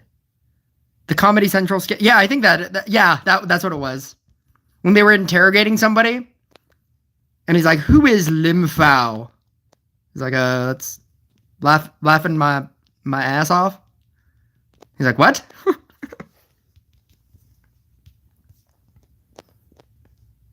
I feel like I should give myself a 3 with this. Because then I'll have a 1, 2, 3, and I can go infinite. I'm not even going to worry about tiles. Like combining onto these growth tiles. I mean, maybe I'll care about, like, this last growth tile. It just seems like a risk. Actually, maybe it's not a risk because now I have a 1, 2, 3. Maybe I will do it. I'm going to get rid of this one so that I can have all of these near each other. That's pretty much the plot of this deck. The Chinese hacker group, Lamau and Lim Fao. Yeah, this is pretty good. I like this.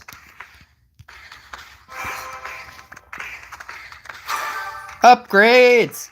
Upgrades that are next to each other. Oh, God. Oh, no. Okay. The shield is so clutch.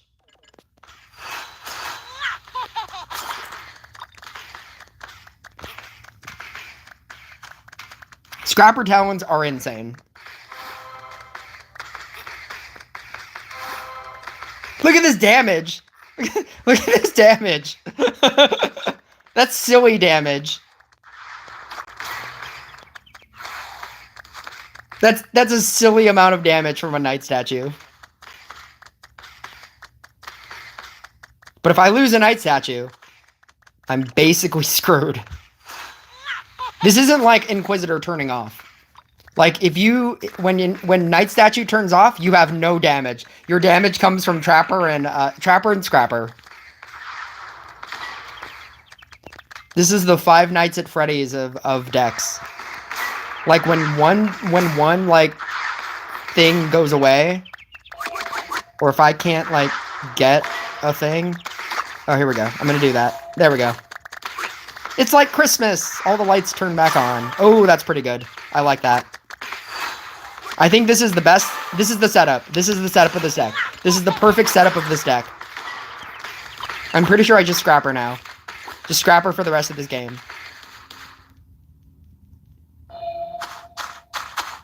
Pow, pow, pow.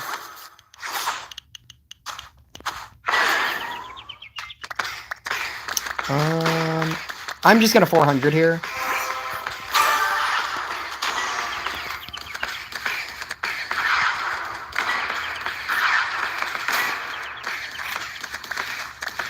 Not gonna lie, I don't know what anything in your deck is doing with these talents, but it's very impressive how cards can be used. Knight Statue only works because of the level 15 talent. It's the Soul of a Warrior where he gets to attack. And it's literally just a Knight Statue deck. It's Knight Statue DPS. Trapper adds to the DPS. And I want to believe that every time it gets a counter, you're also adding to the DPS, but I don't know that for sure. That's a guess.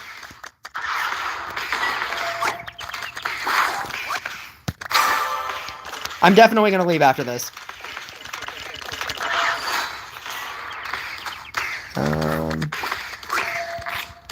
Come on. Yeah.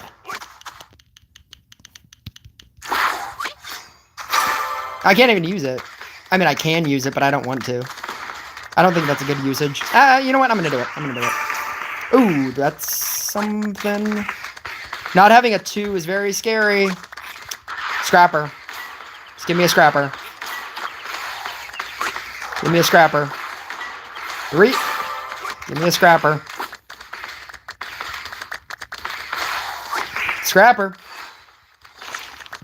Bam. Is this going on YouTube? It might. It might be going on YouTube. Oh, it might. I don't even care. You try winning with Knight Statue DPS. This is hilarious.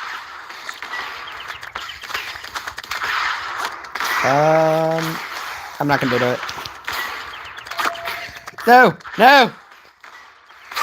Go away! Ugh. Oh god. No! Yeah! Shield for the win! Let's go!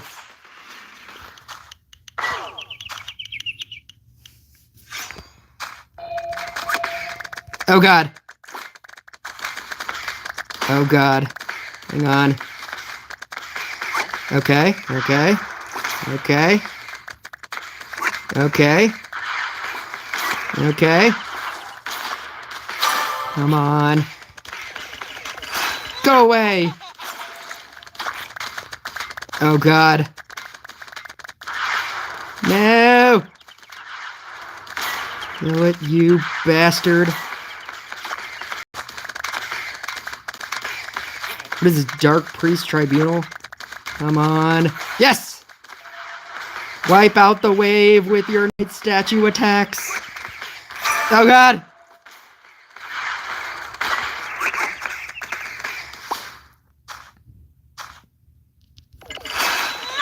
$21 million damage. Tribunal. Oh, okay. We're still doing okay. It's gonna be okay. Maybe. Oh! Yes! Let's go! Let's go! Ha ha ha ha!